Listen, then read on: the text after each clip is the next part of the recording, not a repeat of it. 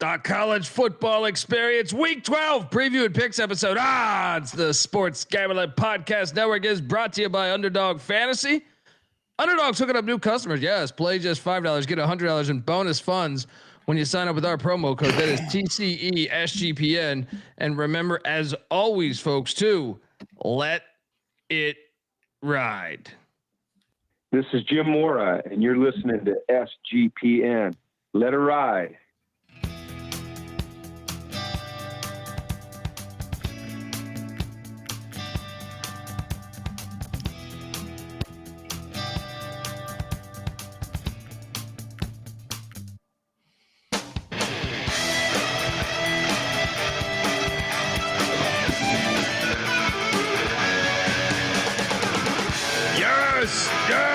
Yes. Woo! Welcome to the college football experience. Week 12 preview and picks episode. We were on fire last week and we are back. YouTube.com/the college experience. Get on over there, hit that like and subscribe button. Last week was just look, see what happens. We got all these crazy donations. We started winning a shit ton of money. That's how it works, I think. I've shout out to everybody last week, and shout out to UMass for being fucking terrible. All right, doing all right on the MAC plays, but not the UMass play. Currently, we have 3 action games going on. I'm on Toledo. I'm on Central Michigan. They got decent leads. This is just ridiculous here. Northern Illinois is up 45-0 with almost 11 minutes left in the fourth. To give you an idea, Northern Illinois was averaging 12.8 points per game against FBS competition. And they're at 45. Does that qualify for FBS competition? I don't know. If you're wondering who the hell you're listening to, my name is Colby Swig at Database Dad, a.k.a. Pick Dundee. That's not a pick. This is a pick. He was raised in the land down under, where a man thinks on his feet, speaks with his fists, and lives by his wits. When Dundee happened, he was a superstar. I'm probably drinking too much and celebrating too much and not sleeping. Would have killed a normal man, but no, that's gone. The medical advice I got from that was like being hit by lightning. Pretend it never happened and get on with your life. Can't believe we're already in week 12. Phoenix. Cry. Football's winding down. I am joined by my co-host. He is also the host of the college basketball experience. And don't worry, we will be going live in a couple hours here after the show. Give it up for former staffer at Austin Peay with the Governors, South Carolina with the Gamecocks, and West Virginia with the Mountaineers, Ryan McIntyre, a.k.a. Moneyline McIntosh. What's up, brother? What's up, man? Yes, we're like Texas Tech, the money team. The more you donate, the better the picks are. Number 1 in tally side, and you guys went 7-0. Everybody's rolling, baby. Let's have a party. Cheers. Let's go. Mac tonight. Come on, make it Mac tonight. It's a free show, you know, even though we had some people stealing our shit today. Bet Detective caught that. These bastards stealing our art. Guy said, honest mistake. I just went to Google. Yeah, okay.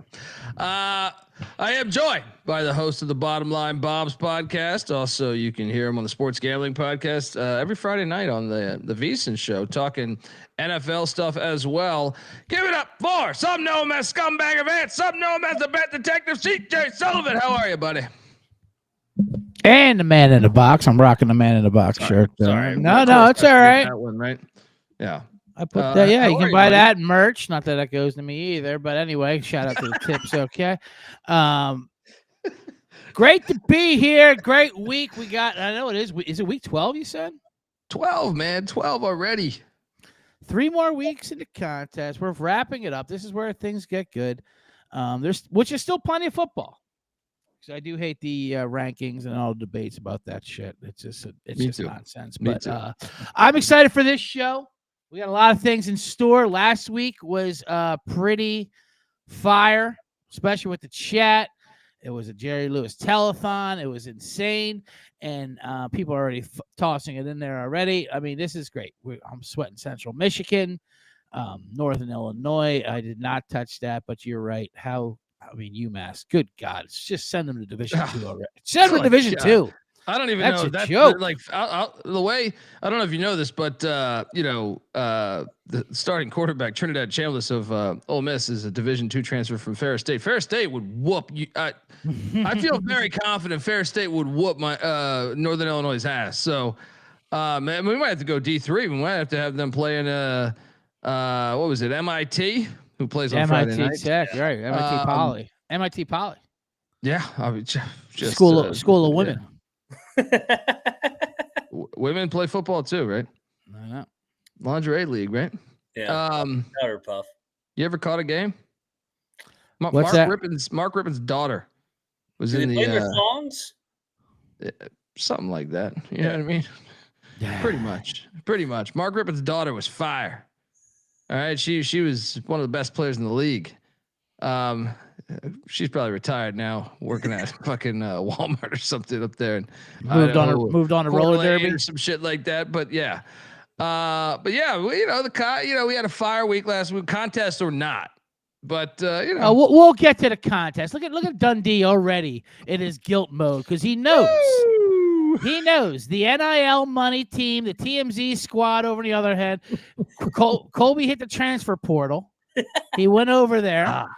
I mean, I don't even know if he's a spy here, to be honest with you, Mac, here, pushing us, inducing action on other ways. I mean, it's an absolute joke the way he just sits there and goes through this. The disloyalty is at a high, but we're fine. 3 more weeks to go. We're a couple behind. I was happy they were 7-0. They were happier. We were 4-3. I think it seemed like they sit there in their ivory towers. They're drinking. They're judging our lifestyle, like you said, Mac. But we'll get to that. We'll get that to the end. We got at least 97 games to get through. Let's get to the slides. What's that smell? You stink. I'm sorry. Yeah, let's get to these slides. Let's get to the game. Dragging our names through the mud, CJ. Unbelievable. Trying to break us apart with the Mac and the Unbelievable. broken. I expect that from the comments, from the commenters out there. But when it comes from in-house, from the family, it hurts a little more. Well, I mean, look, 7-0 is 7-0. You know, it's just when you're undefeated. And I don't know about you guys, but I killed that entire show. If you go back and listen to that, I was like, what did I go 12-5? We're going to show what you said. We're going to show what you said. Don't worry about that. Listen, we're not mad about the record. We're happy about that. It's the character we're looking for. Okay. Well, I mean, they did designate like a 15-minute segment to me to start the episode. I get it. You know, ratings are down over there. They said, let's bring in Moneyline Mac. And what you're out there. You're living it. You got the shades. You got the ladies. You're killing it on the social media. They're living vicariously through you, and they want to drag you down. Of course, exactly. People like what's going on a lot. So they bring Moneyline Mac in, and they say, let's bring the ratings up, baby. If anything, I want you to turn this lifestyle up to get this Mac in the box going, baby. Started, hey. Yes. Morgantown tomorrow, move in a couple of weeks, and here we are back to school officially. I love it. Look, they're jealous. That's the thing. Not me. They are jealous. They see you doing ecstasy, listening to DJ Spider or some shit at some goddamn rave, right? Listen to Colby. He's not jealous. He loves going into a garage and talking to strangers on the internet. That's what he likes doing, and then going out for diapers. He's content. Yeah, look, I do. I'll tell you what I do. I go to this. I drive to get a coffee, and then I drive around this rich ass neighborhood as my son falls asleep, just looking at these houses. Yeah. Not this neighborhood. A couple over. Sure. And I just sit there and say, "Honey, look at that. Look at that right there. Right. That's my life. That's my excitement these days. Besides Marshall basketball. Zillow should have a premium subscription that you could jerk off to some of those houses. and then he goes, "Goddamn, look at Mac. He's living it up over there." He sure is. Except for the taco talk in Morgantown. That's where I go, no, fuck it. I'm glad I'm here, sitting here eating this barbecue. Right? Hold the tacos. Yeah. All right, this is where I gotta pop in because last show we started off real well when we were talking about CJ's OnlyFans. Now we've got a One Night in Morgantown web series being requested. Yeah. Mac, you into the sex vid game? That's a loyal fan one. Oh yeah. Oh, yeah. they wanna watch it's like the old Paris Hilton one with the night vision, I think. Is your apartment in Morgantown? I know your apartment's not furnished yet, so is it a blow up? There's no way it's a blow up mattress. It's a blow up doll, right? Exactly. What's her name? Vanessa. Vanessa. Not her name, but you know, I told her it's walking distance from the football stadium, and that's all that matters. You can bring her to the game. Bring her to the game. All right. Exactly. I highly recommend that. Much better than bringing the other luggage. That's the smoothest pickup line in Morgantown, right there. Walking distance to the football stadium. We can go watch Rich Rod and Scotty Fox on Saturday, honey. And we can stumble into Mountain Mamas and Joe Mamas and Fat Daddies. No, and don't forget, in the middle of that, we're gonna hop out and check out Steve's Tacos, hard shell. All right. All right. You gotta love Morgantown. Big game tomorrow night, by the way. You want to check out the college basketball experience? We got the backyard brawl and the hardwood going on tomorrow night. So we'll cover that there. Oh yeah. Right, you hear that? Okay, because he's a Pittsburgh guy. I was wondering. Oh, we're laying it. Oh, fuck that. Eat shit, Pitt. Yeah. We're laying. All right. More on that in a couple hours here. So, gentlemen, we start this off on Thursday night now. Myself and Moneyline McIntyre. We've already picked this game, but the Bet Detective. I just if you wanted to jump on this one, ODU laying 12.5 Thursday night against these Troy Trojans, both still alive to make the Sun Belt Championship. Do you have a play in this one, buddy?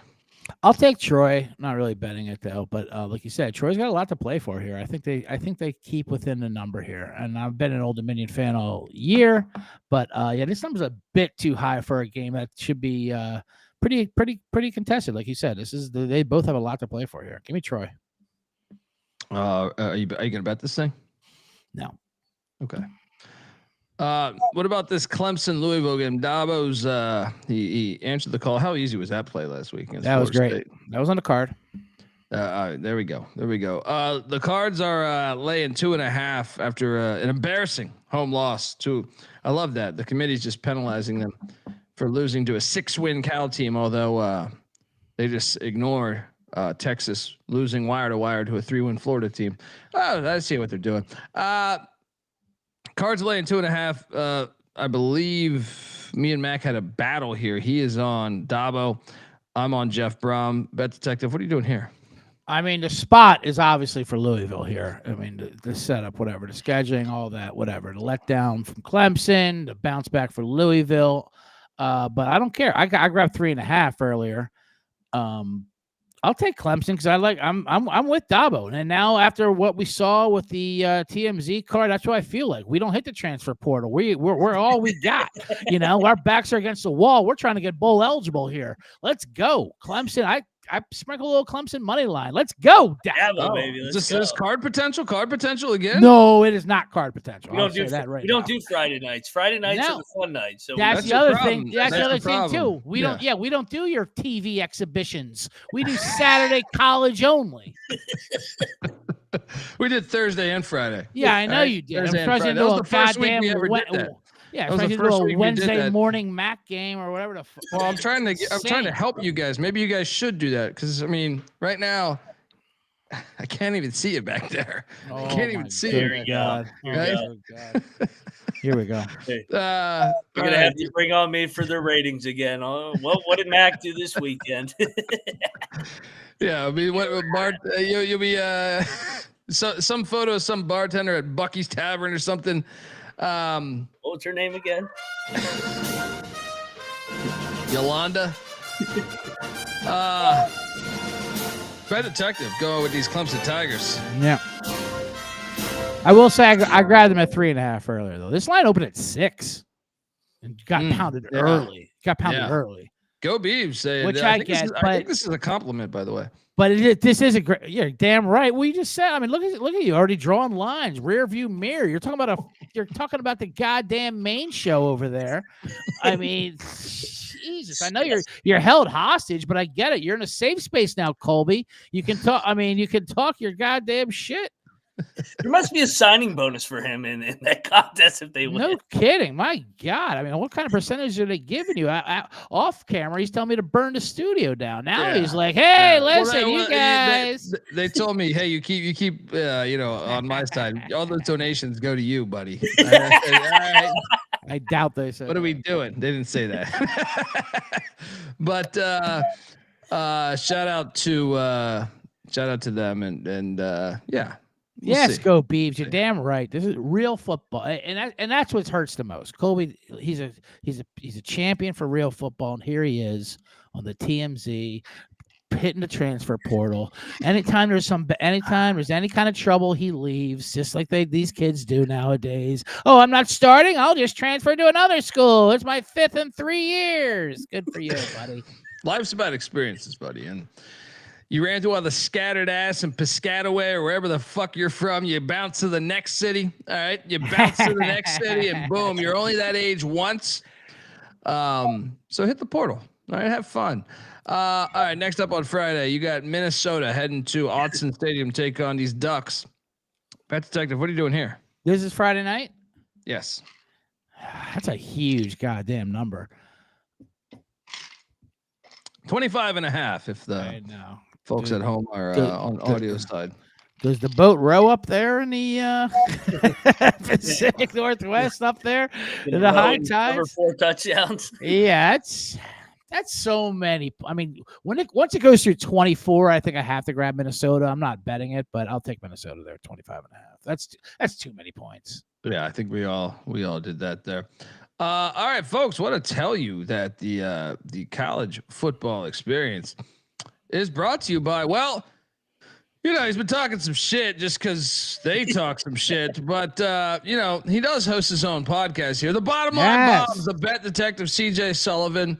I highly recommend checking this stuff out there. They talk whatever is hot sports wise all year, so I can only imagine he's going to have a Grey Cup segment on the show this week. Bet Detective, what are you guys tackling this week?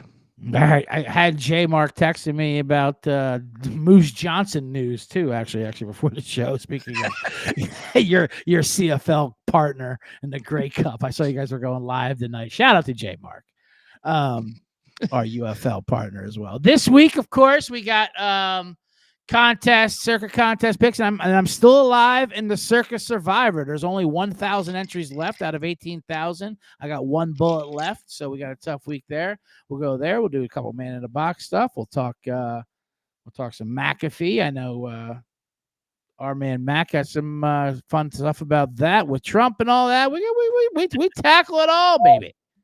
There you go. You also got the NFL Pick Show with a couple comedian buddies of yours. Yep. 3 Generates, Hannibal Burris and Kevin Bozeman. That comes out on Friday. You got to be subscribed to the Bottom Line Bombs to hear that. It's exclusively from the Bottom Line Bombs because they do no promotion for it.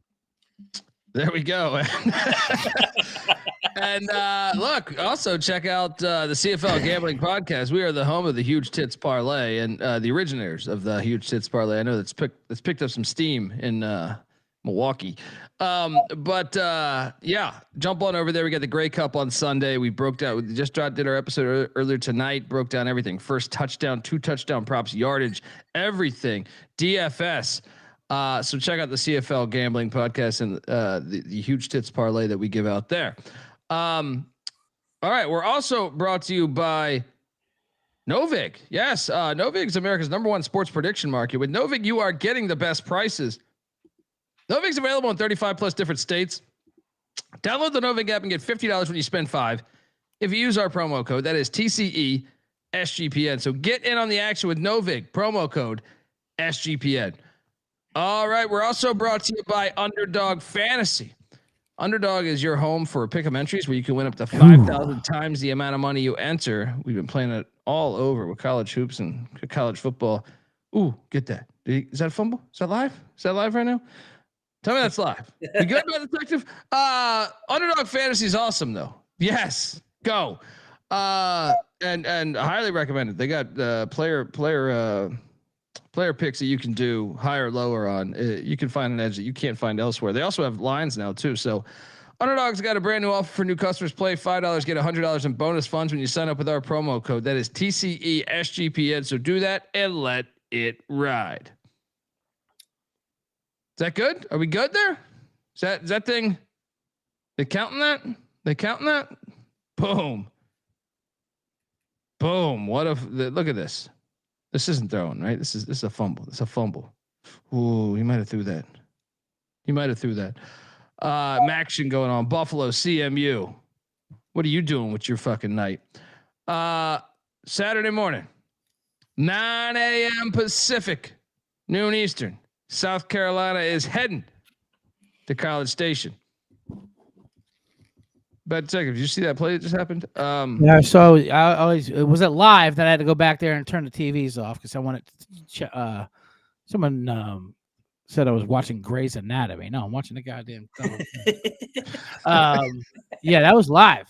Touchdown Central Michigan. There we go. They're not even reviewing this thing. Perfect. No, that's live. That was good.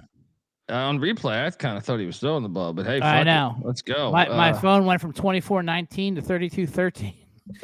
Yes. Yeah, let's go.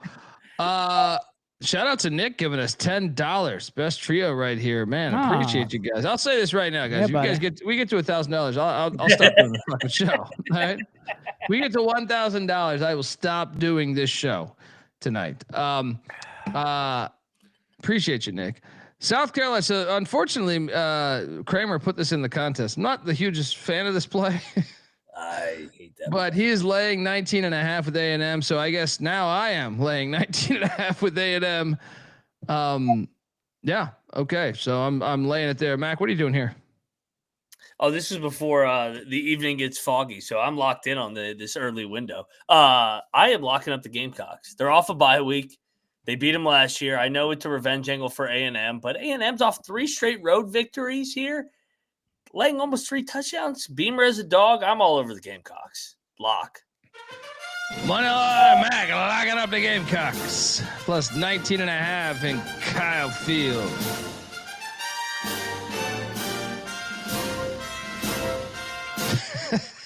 Hey, why are you showing that one? I'm joking, buddy. That's Bad Detective, what are you doing here at Kyle Field? I did rock a wardrobe change. I had to match the shirt and hat. I did the camouflage out of respect for Mac in the Box, and I'll bring it back for the Mac in the Box entries. But I had to rock the Warren Moon, William Fuller, Earl Campbell, Houston Oiler hat. Oh, Bad Detective. Chris Dishman. Shout out to R-Right311 giving us $50. Please ensure this is for TC and TCE only, he says. Thank you, R-Right. You're the fucking man. We're already up to 60, so we're $940 away from more than that. Someone dropped 10 before we even started the show. I missed that, at man. Least 70. Yeah. Okay, there we go. We're at 70. So 930, I think, if my math is correct, which is always questionable. We're like an athletic department. Don't worry. We will not let women's basketball and volleyball get our fucking money. Yeah, football and men's basketball only, damn it. Love it. The swim team will stay in that unheated pool. All right. So what was I fucking talking about? I was gonna say me. I'm supposed to do a pick on this. Oh yeah. Let me help you out. I smell a contest entry here, especially since the TMZ Benedict squad's got A&M in this. I hated that play. Fucking South Carolina. I love South Carolina. Lock up South Carolina. Not only off the bye, they finally fired Shula, who has been killing Sellers. I mean, Sellers is a real goddamn all these talent. Shulas, by the way, from the Bengals old team to the to the Alabama. Remember when Alabama's program was trash? They're losing to Hawaii. Oh my god! If you're not Don Shula, you ain't winning shit. It's a terrible hire. All right. Shula. There was a commercial. Guy goes, Shula Steakhouse. Come to Shula Steakhouse. Oh, I've been to Shula Steakhouse in Baltimore back in the day. Every side is a la carte. You're paying for it all. Cream spinach. That's additional. Anyway, I have a great story. I have a great story with old dirty bastard at Shula Steakhouse in Baltimore. Yeah. All right. Well, let me finish my South Carolina nuggets, and then you tell us the old dirty bastard Shula story.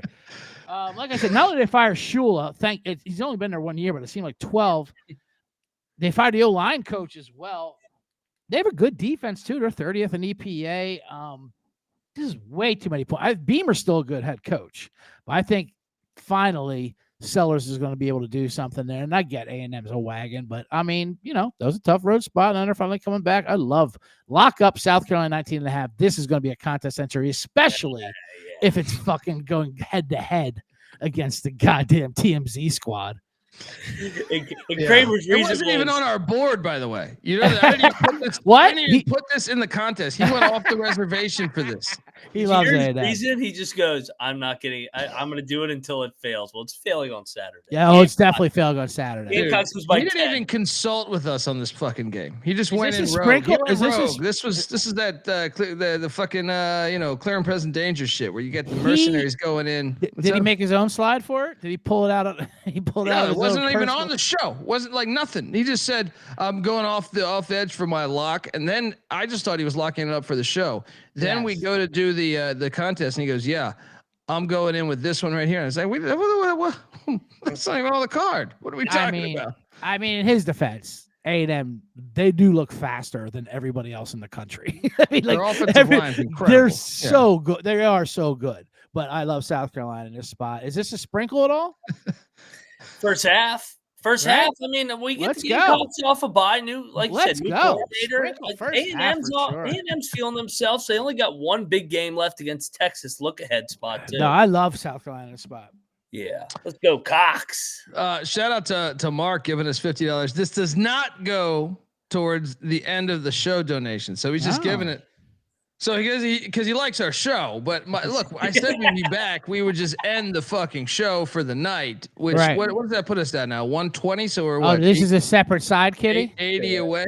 880 away. We're at 120, which means your ODB paywall has been passed. If you want to be allowed to share it now. Oh no, just Old Dirty Bastard is one of the craziest people of all time. I've been get that money.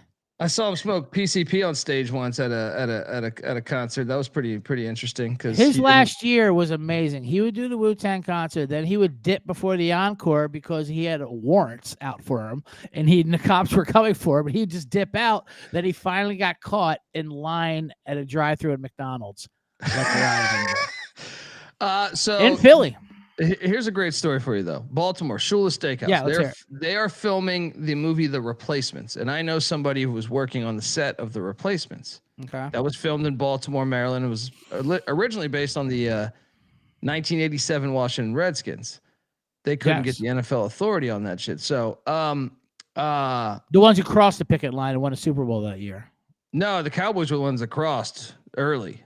That was 87, wasn't it? Yeah, the Redskins, Ed Rupert and Anthony Allen were guys that they just picked up, and the Redskins coaching staff was so good they beat the Cowboys team that shit out of the Cowboys on Monday night. Yeah.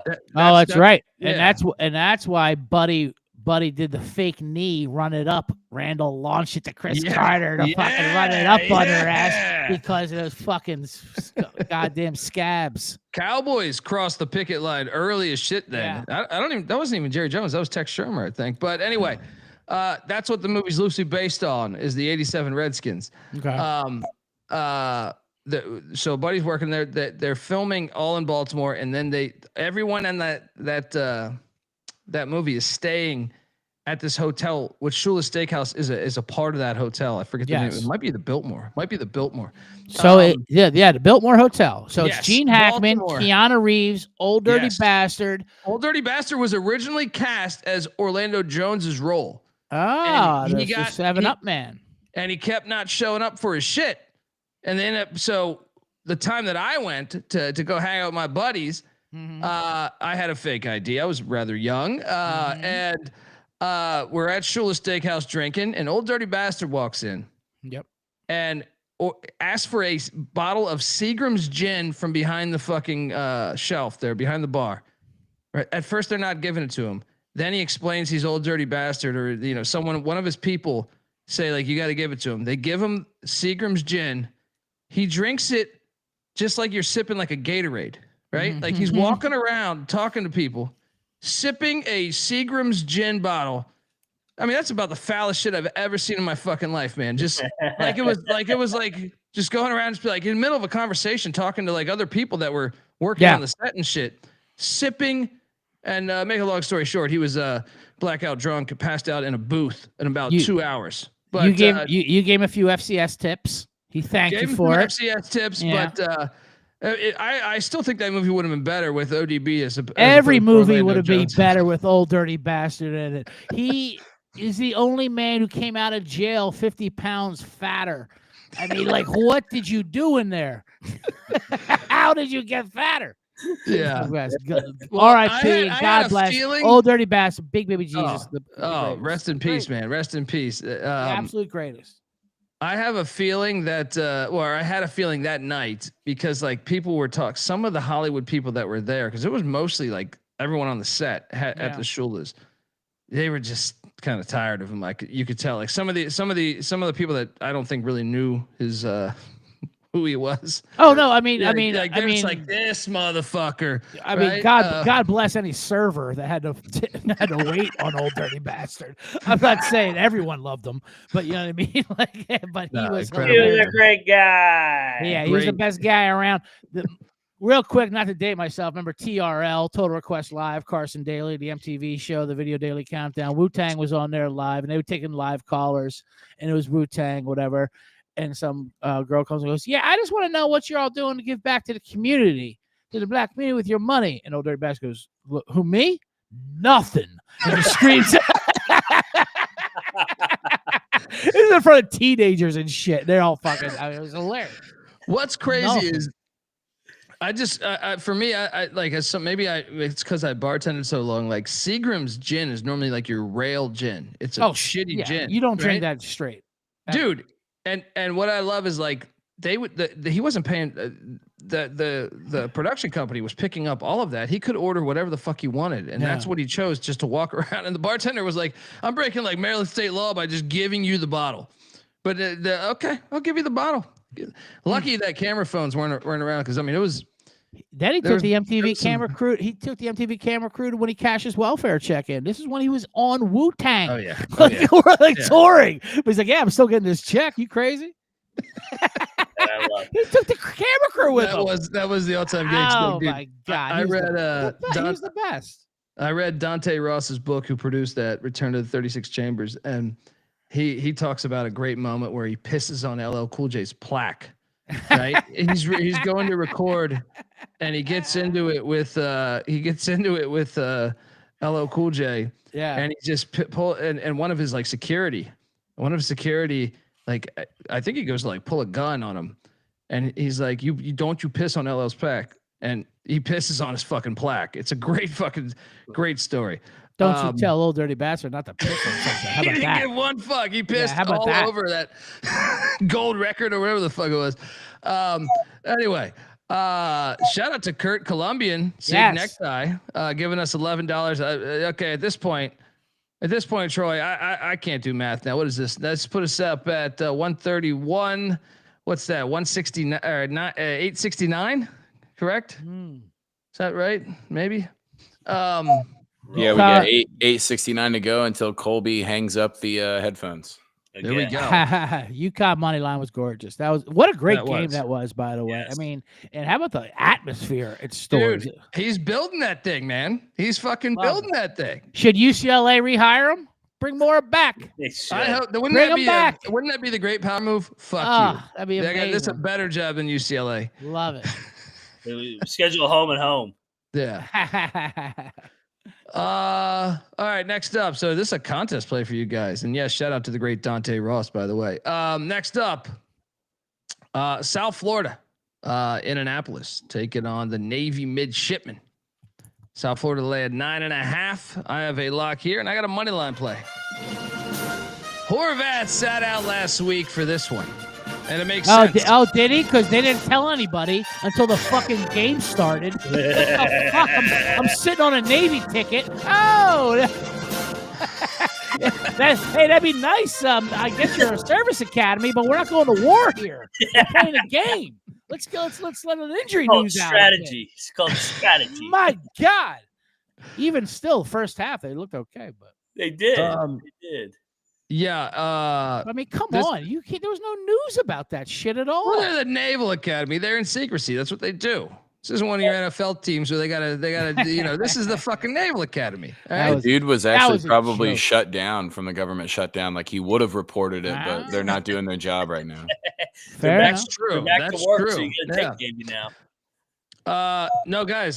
So I'm assuming he's going to play this. Even if he doesn't, I still think it's a tricky spot for South Florida because South Florida has not played any of these northern teams. They have yet to play a triple option team, and last year this triple option team known as Navy beat them 28-7. And that was in Tampa. So I'm on the midshipman, man. They're definitely covering this thing. I think the money line is live at plus 330. Let's go, Mac. Yeah, I mean, what's the weather going to be? 50? November weather, Florida team coming up to Annapolis. I'm all over Navy. I'll lock it with you getting double digits. I don't know if they're going to win outright, but this is going to be a dogfight. They're going to make fucking South Florida earn it. Navy hasn't covered a game since mid-September. They're fucking due for one of these get up spots. Let's go, Navy. Double lock on these midshipmen.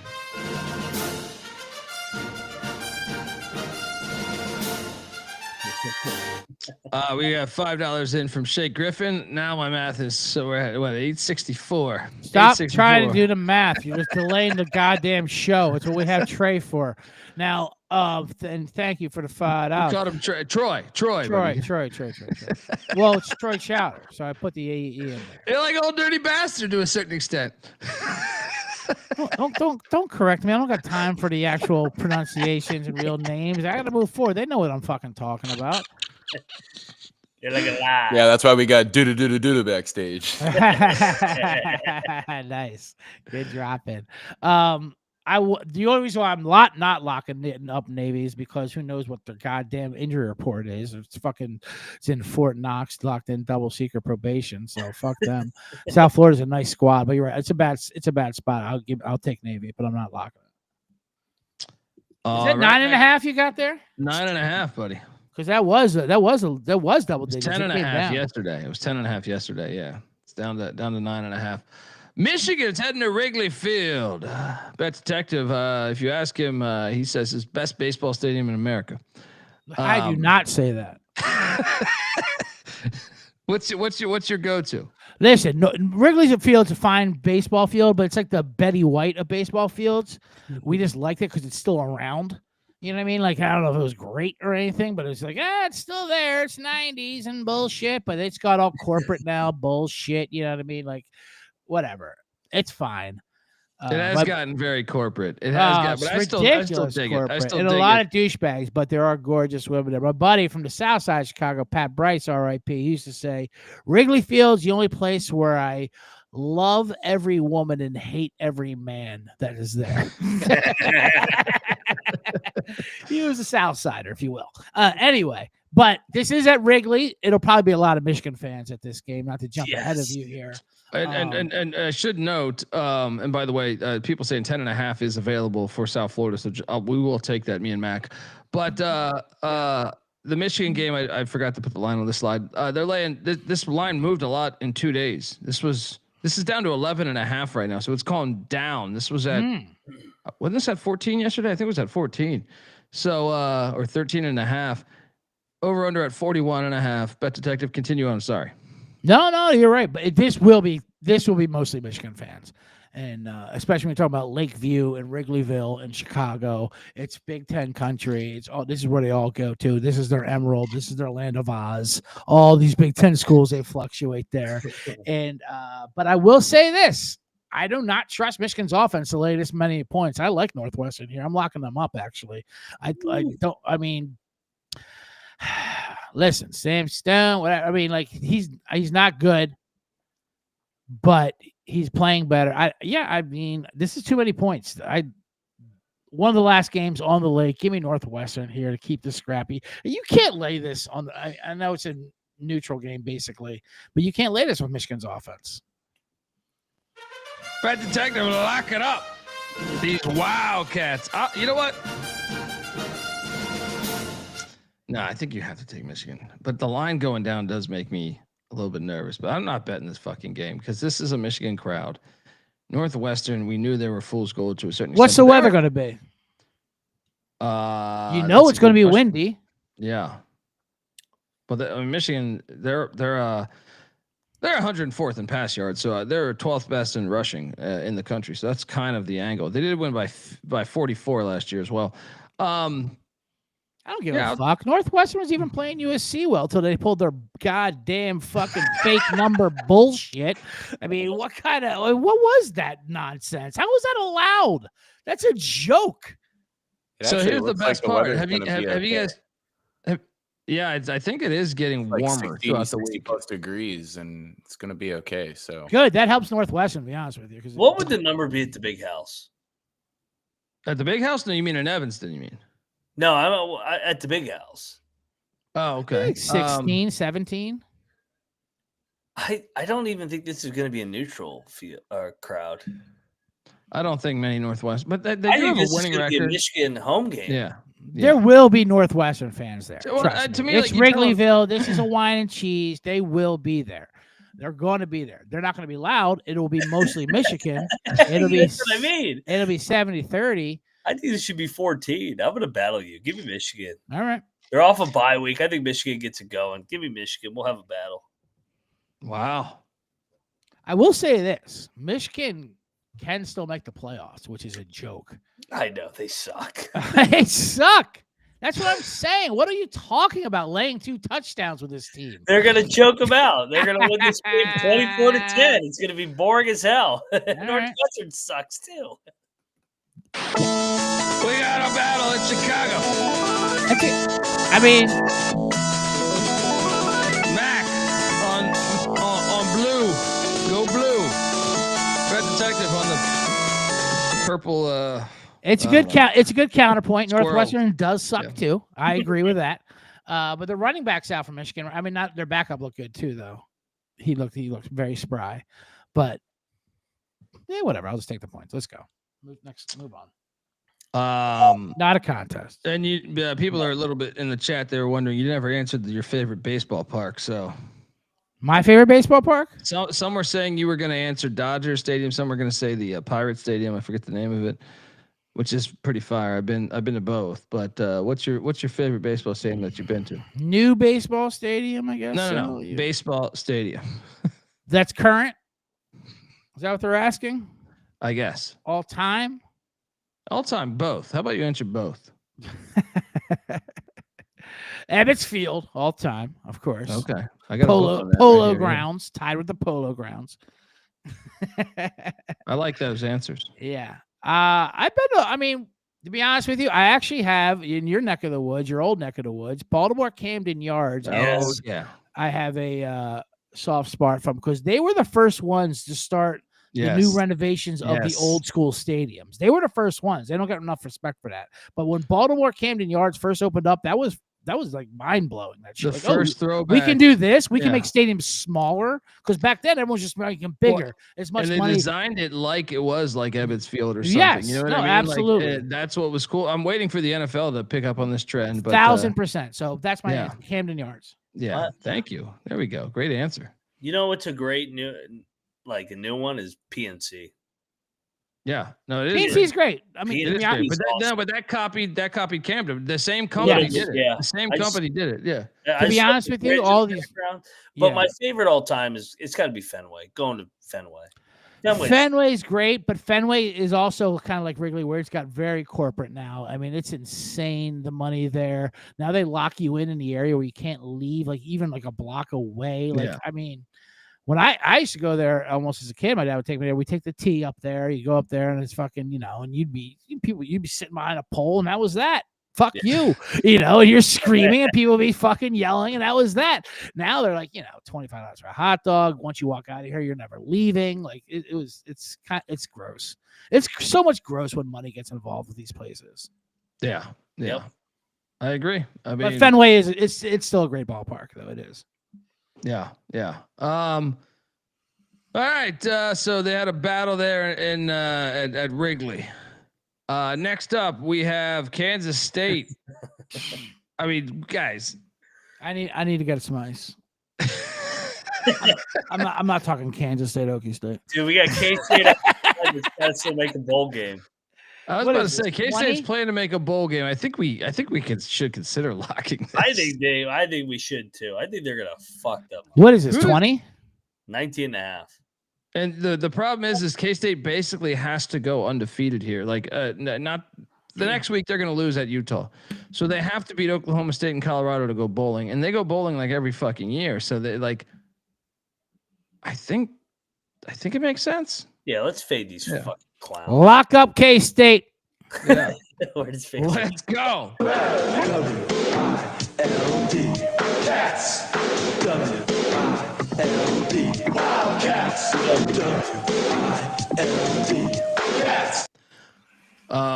Troy, you in on this one, buddy? I know you're a Cowboy fan. So you battling? No. I will not be going to battle with the team that got rid of the greatest football coach to ever walk in Stillwater. Jimmy I was Johnson. gonna They say fired Jimmy Johnson. Yeah, I can't believe it. No, you. I can't.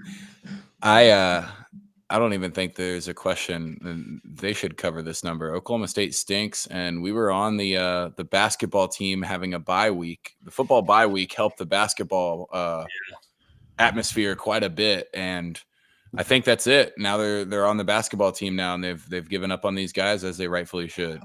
Yeah, I mean, all these guys are hitting the portal. They're not going to be on the fucking team. And basketball's good. Quad lock. Basketball's good this year, Colby. Yeah, no, I was on them the other night. I watched that whole game. We got a quadruple lock in Stillwater with the Kansas State Wildcats.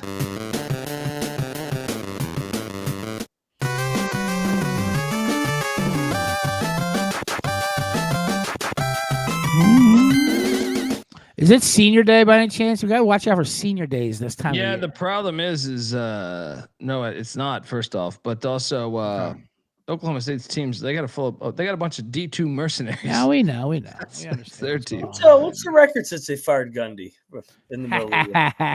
They are winless. It's definitely personal with Mac when it comes to Okie State. Yeah. And Gundy did get UT Martin before he went out 27-7. Yeah, with his backup quarterback, and then they fired him. Bullshit. Next up, we got that was an absurd firing. You couldn't let him finish the fucking year. That really was an absurd firing. He lost to Oregon by 60. It's like, all right, he's fired. It's like, what? The Irish of Notre Dame are heading into what are they calling this bullshit now? Acupuncture.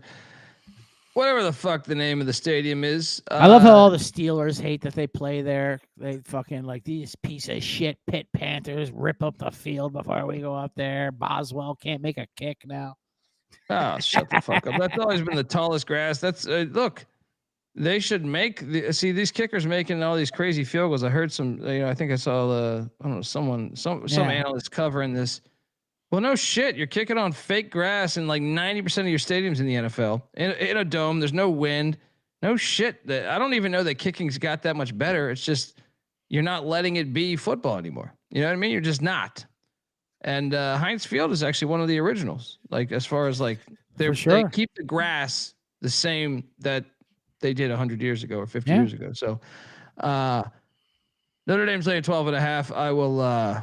I'm on Pitt, man. I think Narduzzi was doing. Everyone reacted to his comments. I thought, I just watched the action game tonight, and they're like, "Oh, why would a coach say this?" I get his point, but he can't say this in a microphone.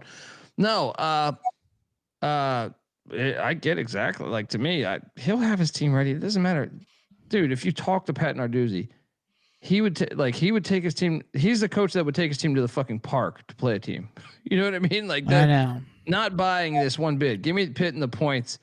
And I'm curious to see CJ Carr against a defense that is this aggressive. Now, I fully expect them to be some home run plays by Notre Dame because Narduzzi's defense always gamble heavy, right? But I also expect him to be like that's what's tricky is he's still a freshman and he hasn't really played a lot of great competition. Yeah. You can make a case. Maybe A&M, I would say, is probably the one that I would say probably challenged them in similar ways. But Pitt, what the looks they throw at you, they blitz a lot. You don't know who's coming at you. Very aggressive defense. It's going to be fascinating to watch this. I'm taking the 12.5 points, man. Mac? They're gonna get blown out. They're gonna lose by 4 touchdowns. And game day's coming there for the first time in forever. Narduzzi's planted the seed already for excuse maker. Last time they stepped out of ACC play against a real fucking team, they lost in Morgantown. Notre Dame is still in fuck you mode. Moment's too big for the freshman quarterback. Moment's too big for the phony Pitt Panthers. Notre Dame big. Lock it up. Go Irish. Lock. Wow. Moneyline McIntyre is locking up the Irish minus 12.5. Go Irish. It's gonna be a long weekend for you, Pitt fans. Net Detective, what are you doing here? It is amazing. Game day is there. And Narduzzi's comments, yeah, of course I don't believe him, but why say that shit? That's just ridiculous. It's just ridiculous to say that. It's just, I don't care. You're putting it out there. It's stupid. No, I don't believe it. No, of course they're going on to play. Game day is going to be there. This is their game. But ND, they're a wagon right now. Their offense is lethal. I mean, it really is. And this is obviously the toughest competition they've played in a while. I do side with you, Colby, with grabbing the points. I would prefer a first half line with them. Notre Dame in the second half. I think they've given up 27 points in 7 games in the second half. Last 7 games. I mean, 27 total points. Yeah, that's on the flip side of that, though, is the freshman quarterback for Pitt is going to get looks that he hasn't really seen either. So, I mean, that's what makes this game fascinating to me. And the fact that Pitt can fuck up the entire playoff race. I tell you what I will lock up is the over in this game. I love the over. I love Pitt overs at 7-2 total in the overs. And at home. That Kerwin Bell offense, buddy. Yeah. And at home, I think they're 6-0 at home or 5-0 at home for the over. So lock me up the over. Brent Detective going in over 55.5. Yeah, lock me that up. And I'll side with Mac. Give me ND. I think they pull away at the end. I think Pitt fights for a while, but then ND just pulls away. But I'm not locking it. Yeah, I mean, I think this. I think Pitt can give them a game. I think Pitt has. I hope they win, Colby. We both have Pitt futures that will cash nicely. And they do have a chance. They do have a chance. It's the freshman that is the uncertainty. I thought about locking it, but then I was just like, gosh, he's never played like. What's the weather in Pittsburgh going to be? Can we do a weather check in old Pittsburgh? I think I see. What am I seeing here? No. I mean, does cold weather favor Pitt? No, but I'm talking about sloppy weather, Pittsburgh weather, gray weather. We've got some classic Pittsburgh weather this Saturday. Possible rain. Probably 50 or so degrees. So nothing like mega cold, but maybe a little sloppy. Okay. Yeah. Okay. And by the way, shout out to Ty, the Duck fan. He told us Mateo would do it, man, and he played great too, man. Shout out to you and congrats on the win. Thanks for the $5, brother. Love Ty. Yeah, let's go. Yeah, okay. I'm not gonna lock it. I just don't have the freshman quarterbacks. I can't lock it, but I feel you, Colby. Hey, listen, I hope they went out right. Is there a chance, by the way, real quickly on this ACC? I mean, I see a lot of discourse on that on Twitter and all that shit that their champ will not get an automatic bid. I don't think there is, but that's what the hard part would be if Duke won. There is a theory where how would you justify Tulane beating Duke wire to wire and it was up double digits majority of that game. So if Tulane wins the AAC and JMU goes 11-1, it would be hard to justify that. But they'll do it. They'll do it. I don't see a world where ACC doesn't get an automatic bid. I don't. I mean, I think that like the disrespect. They're a mess, but I don't even think it's that bad. Like I just think college football is like that right now. Yeah, like, I agree. I agree. I think the ACC is kind of getting. People are shitting on it unjustly, in my opinion. I mean, they forget. They're also forgetting that like Florida State beat Alabama by 2 touchdowns and ran for 250 on them. That didn't happen. Yeah, and they're in that was week place, 1. Ninth place in the conference. So it's like they're like, oh, but where are your great wins? And it's like the game. They're basing a lot of their analysis on like the way college football was before. Speaking of the rankings and all that, Notre Dame is getting more credit for a close loss to Miami than Miami is getting more credit for a close win versus Notre Dame. Yeah, no, that's all a joke. And then Miami's ahead of Louisville, which is ridiculous. It's all a joke. Yeah. It really is a joke. Sorry, I'm sweating out this UT Martin money line against Bradley right now. Not me. I'm bringing the CMU win home, baby. But yeah. Anyway, next up, we got fucking scooped. Look at this game. Yeah, the Roadrunners. Meep heading into the Clit, Jerry Richardson Stadium, laying 18.5. In similar vein to the K-State play, Coach Traylor keeps a good program in San Antonio, and they got to make sure they win this game if they're going to go bowling. I'm going to lay the 18.5, but no lock here. Mac, what are you doing?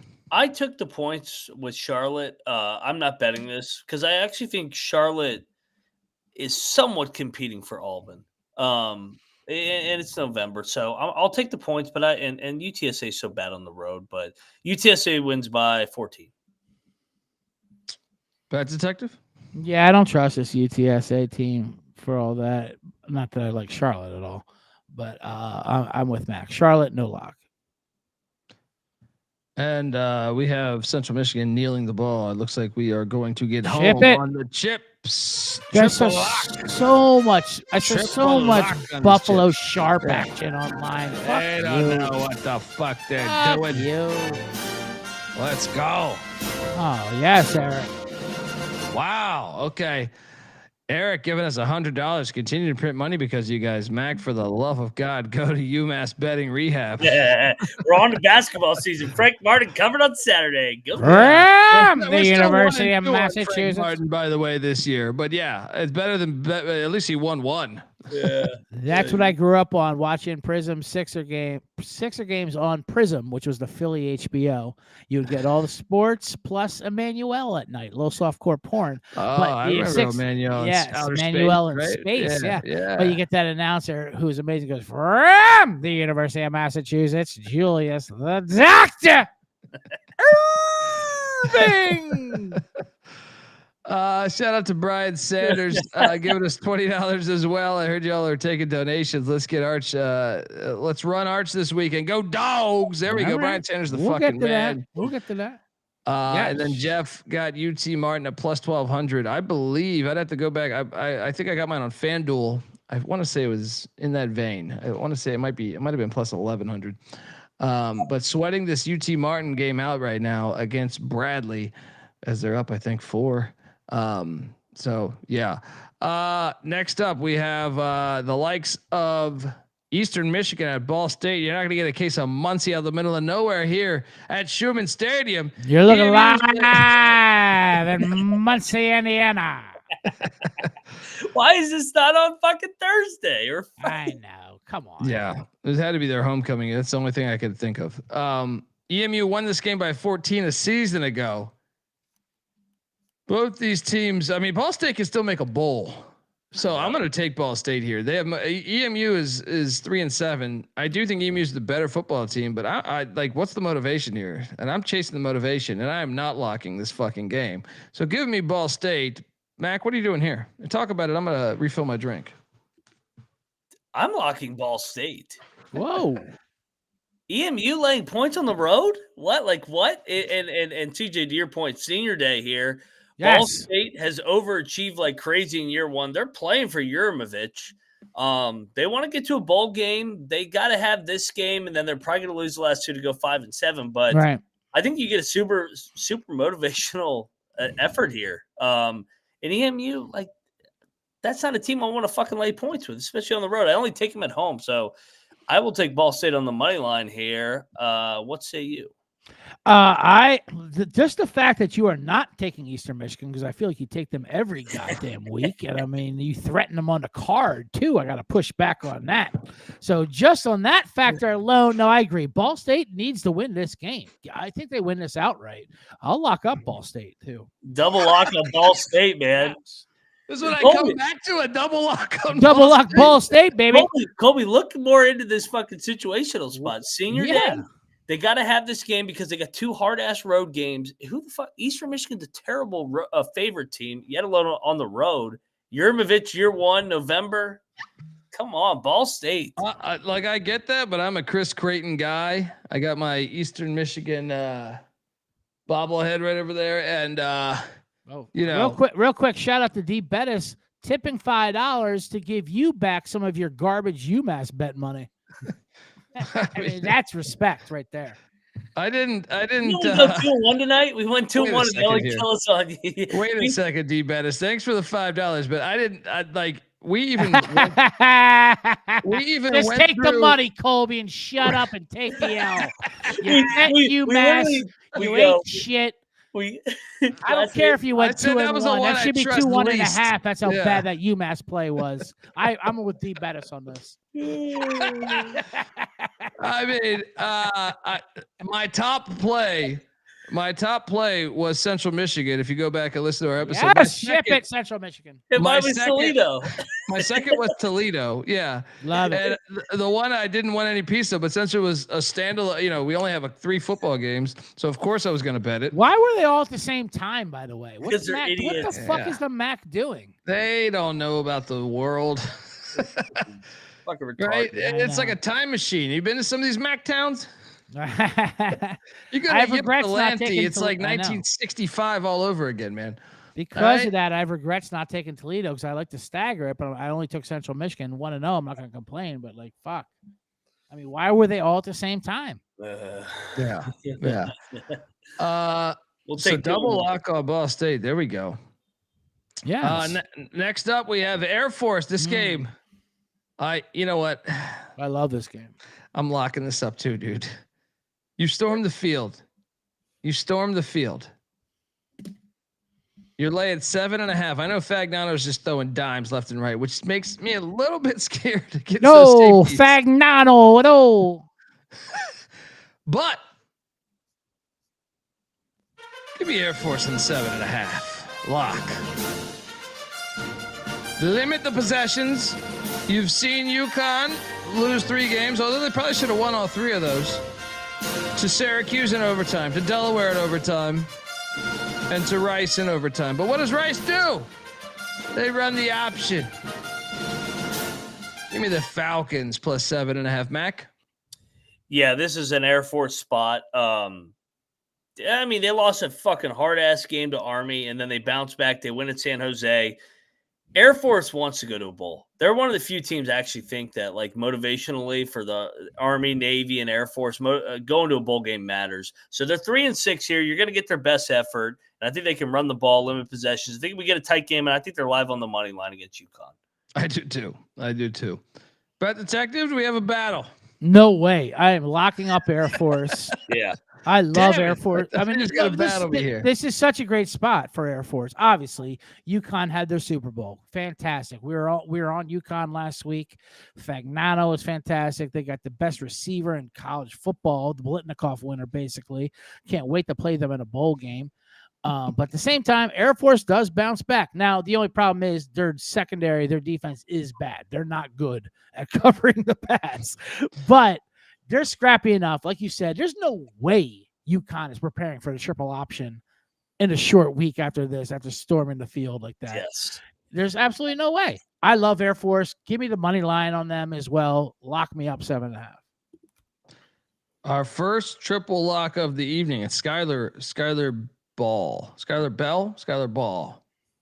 is the receiver you're referring to. Ball? Skylar Ball. He's Bell? Ball, is it right? Bell or Ball? Dude, he has over 80 catches on the season. Let me. Dude, he's unbelievable. He's so good.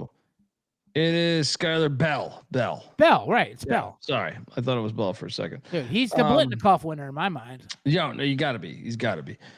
Danny Scudero at San Jose State might be though. That's the only one I feel like is in contention. But yeah, triple lock. Yeah, and we.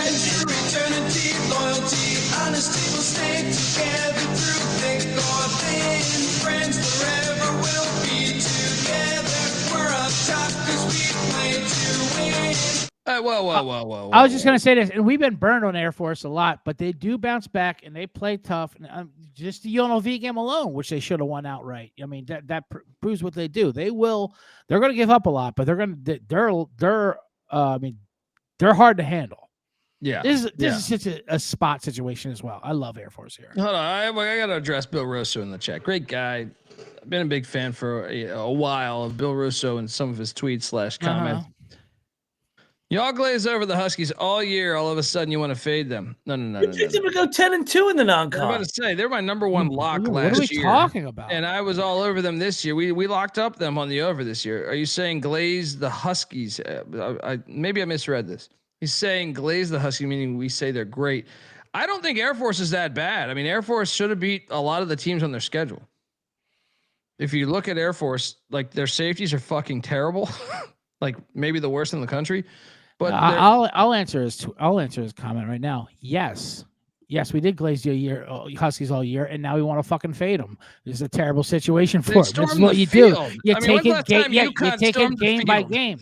We still love UConn. We're still all on Moore. We're still on all of them. But yes, give us Air Force this week. Yeah, I mean, you fade the field storming. I mean,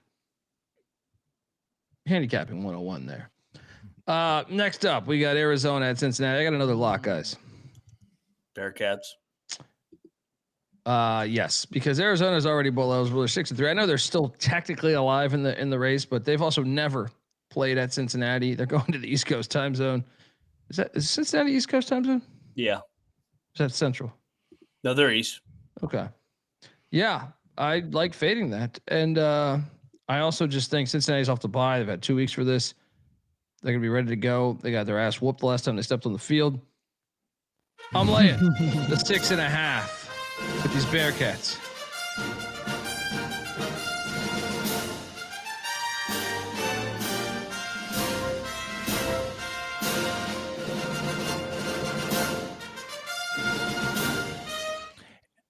And real quick, the Bill Russ, I didn't mean to come at you hard there. We know you were fucking with us. So I'm also great guy. He's a great guy. No, he is a great guy. And we're also fucking back. This is what this show is all about. The angrier we get, the more we don't give a shit. More we're just trying. I'd let him babysit White Tiger. All right. I'd let him babysit. Yes. White Tiger. No, God bless him. We know you're fucking with us.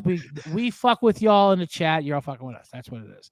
This game almost seems too easy. This is the only thing that keeps me away from. This is the only thing that this makes me scared about. I mean, I'm locking up Cincy, but this almost seems too easy. This play. Arizona is a fraud. It's a bad spot.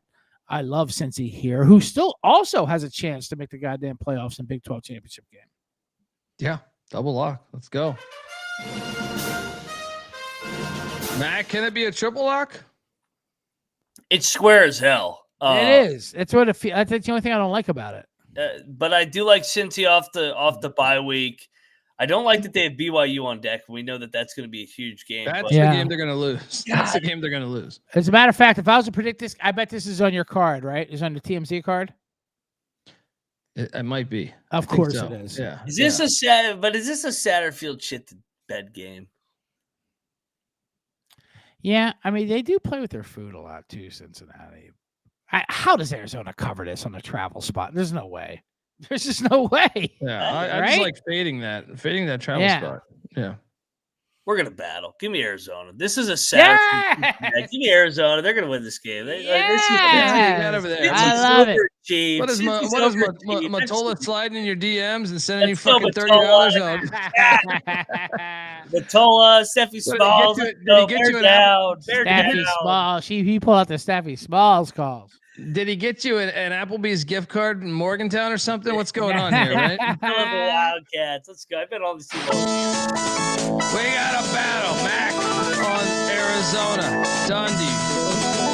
And the bet detective on the Bearcats. It's been a great night so far, but it's about to be a fucking fantastic night because UT Martin's up 10 with 2:10 left. This fucking European team. In Mac's defense, Cincy laying 6.5 is a trap. It's a bit ambitious. they mess around so much. They allow those backdoor covers and shit like. I mean, they're sloppy. When's the last time Arizona won a game in the East Coast time zone? No, I get it. They don't gotta win, but they can lose this 38 fucking 34 or some shit. 31-28. Yeah, Houston's not in the Eastern time zone though. You mean we got close enough? I buy into this shit. I buy into this shit, buddy. I buy into this time zone thing, man. You see it in the NBA, you see it in the NFL. What time zone Cincy in? They're in the East Coast. Even though Are they're they? in the western part of the East Coast. They sneak in there. It depends on daylight savings. Yes. Yeah. They're like that bullshit South Bend who depends. We'll do what we want. You never know what time zone they're in. Wisconsin, I don't know what time zone they're in, but they are heading to Memorial Stadium. They're in the 1820s time zone when it comes to their offense. I'll tell you that. Yeah, their punter threw for their 14 yards. Hilarious. And they Outright. won. Outright. Why did we not throw that in a goddamn car? I know it. I mean, Washington is the absolute worst traveling team in the fucking country, dude. They're so bad. Oh man. Guys, I'll lay it with Indiana here. Wisconsin's not gonna be able to throw a pass. Indiana's gonna win. Like this is a 52-6 type of game. What's this for? A brass bucket of fucking cow slop or some shit? What is this agricultural equipment bronze thing for this game? Midwest looking live. You're looking live at the Farmer Bowl. The dairy farm, whatever. Cincinnati lay it. I have a theory, man. In college, Beanick hates it. Because Beanick just wants to argue with everything. Will Wade, Kurt Cincinnati, lay it with these big numbers at home. They know the number and they're in fuck you mode. Yeah. And Wisconsin coming off that spot, the outright. This is a smash spot. Lock me up, Indiana. I think I might join. Lock me up. I'm in. Mac, you in? Yeah. I just said it. You got to lay it. Let's go. Will Wade just won by 50 tonight again. Yeah. What's your fellow's opinion about last week in the Heisman moment? They keep saying for fucking. I mean, dude, Penn State's good. They have they're preseason 3, and that was a tough game. But yeah, Gus Johnson fucking shot his wad in that fucking. I know. Gus is doing an impression of Gus from like 10 years ago. Like it's a Gus on Gus. He's a cartoon of himself. But like they keep saying the Mendoza Heisman moment. Like I don't think he deserves a Heisman, but that's what wins you the Heisman. That play, That whole drive was. That game was amazing, and the drive was amazing, and that play was awesome. Meanwhile, it was the receiver who made it, but he might win the goddamn Heisman. Well, they all like to suck off the quarterbacks these days. They love the fucking quarterbacks. It's going to come down to that Big Ten championship game, and I have a theory that Ohio State should just take a knee in that Big Ten championship game because who gives a shit? You're getting your bye anyway. Why even play that game? That would be perfect. On the show, I think Colby and I both picked Oregon when they were playing Indiana. Yeah.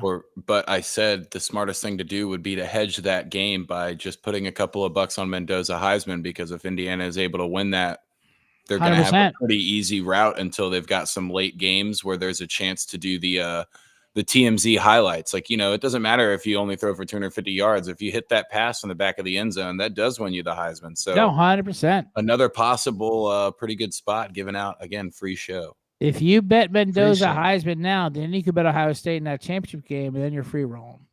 Yep, there we go. And UT Martin, Mac. I don't know. I wasn't on the UT Martin in a quick UT Martin update. I mean, this is a big hit, man. This is worthy of us stopping the fucking show. Yeah, you want to bring Noah in for some college baseball updates? Oh man, look. We got some LaTeX bullpen updates or something. I want this pilot. It's a matter of these Skyhawks, baby. Get it done by 11 outright. God damn, I love money. I'm going to tell college basketball real quick. Darius just said Texas Southern covered. That was my biggest bet of the night. They were a 5.5 point dog last night. They closed at almost a pick. Yeah. First home game of an HBCU, you always take the home team. It's a rigged game. It's a rigged game. CLV. I did not touch that game, but I touched UT Martin money line, so fuck off. Shout out to that. Just one more shout out to Colby and Mac. UT Martin, 2 money line hits, just paid for the entire rental car for the golf trip down to Florida. So thank you guys. There we go. Troy, by the way, after the show, he is driving to Florida like he's a felon or something. No, like I'm going to work first. Oh, okay. Where are you playing, Troy? Playing Doral? Oh, maybe. I don't know if I'll make it all the way down that far south. The Blue Monster? The old Blue Monster would be quite fun. We do have somebody we know that works over at Sawgrass, so we always when are you gonna go through Carolina? Where can we do a handoff on these cars? If we leave here, it'll probably be like midnight tomorrow night. So there's a chance it would be like, I don't know, 7 in the morning. Love it. The next day. Yeah, on Friday morning. Yeah. If you coordinate, we could do this, dude. I'll meet you in 30 minutes. All right.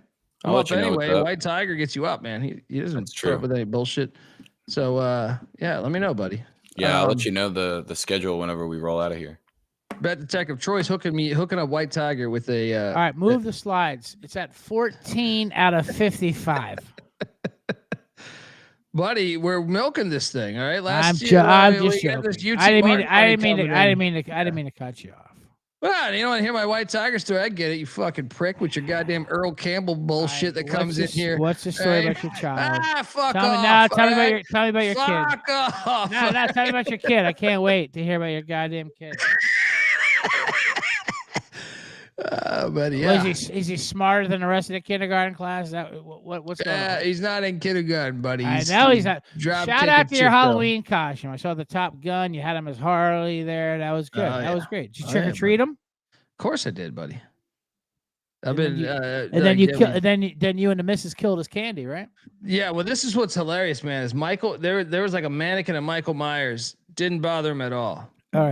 But if a dragon puffs fucking smoke or the smoke machine, he was all fucked up on that. He was like, "What the fuck is this, man?" But with Michael Myers, not a problem in the world. Yeah, he knows they're bitches. Yeah, but a demon beast, a mythical demon beast that snorts fire, sure. That's what I'm saying. He lost it there. He was like, "Dude, get me the fuck out of here, man." Yeah. So right. Respect the White Tiger. Yeah. Look at this guy trying to save it now. He's trying to fucking save it. No, I never bashed him. I bashed you talking about him. I love White Tiger. It's his fucking dull dad. Next up, we got this game used to matter something. Live dog here. This is the money line play. This is the money line play, right? This is the money line play. He's off a bye week. This game's always hilarious, by the way. This is like one of the more underrated, hilarious games in my lifetime. This game, has been fucking insane in my lifetime. I think I don't think people have. It doesn't get the national attention it should.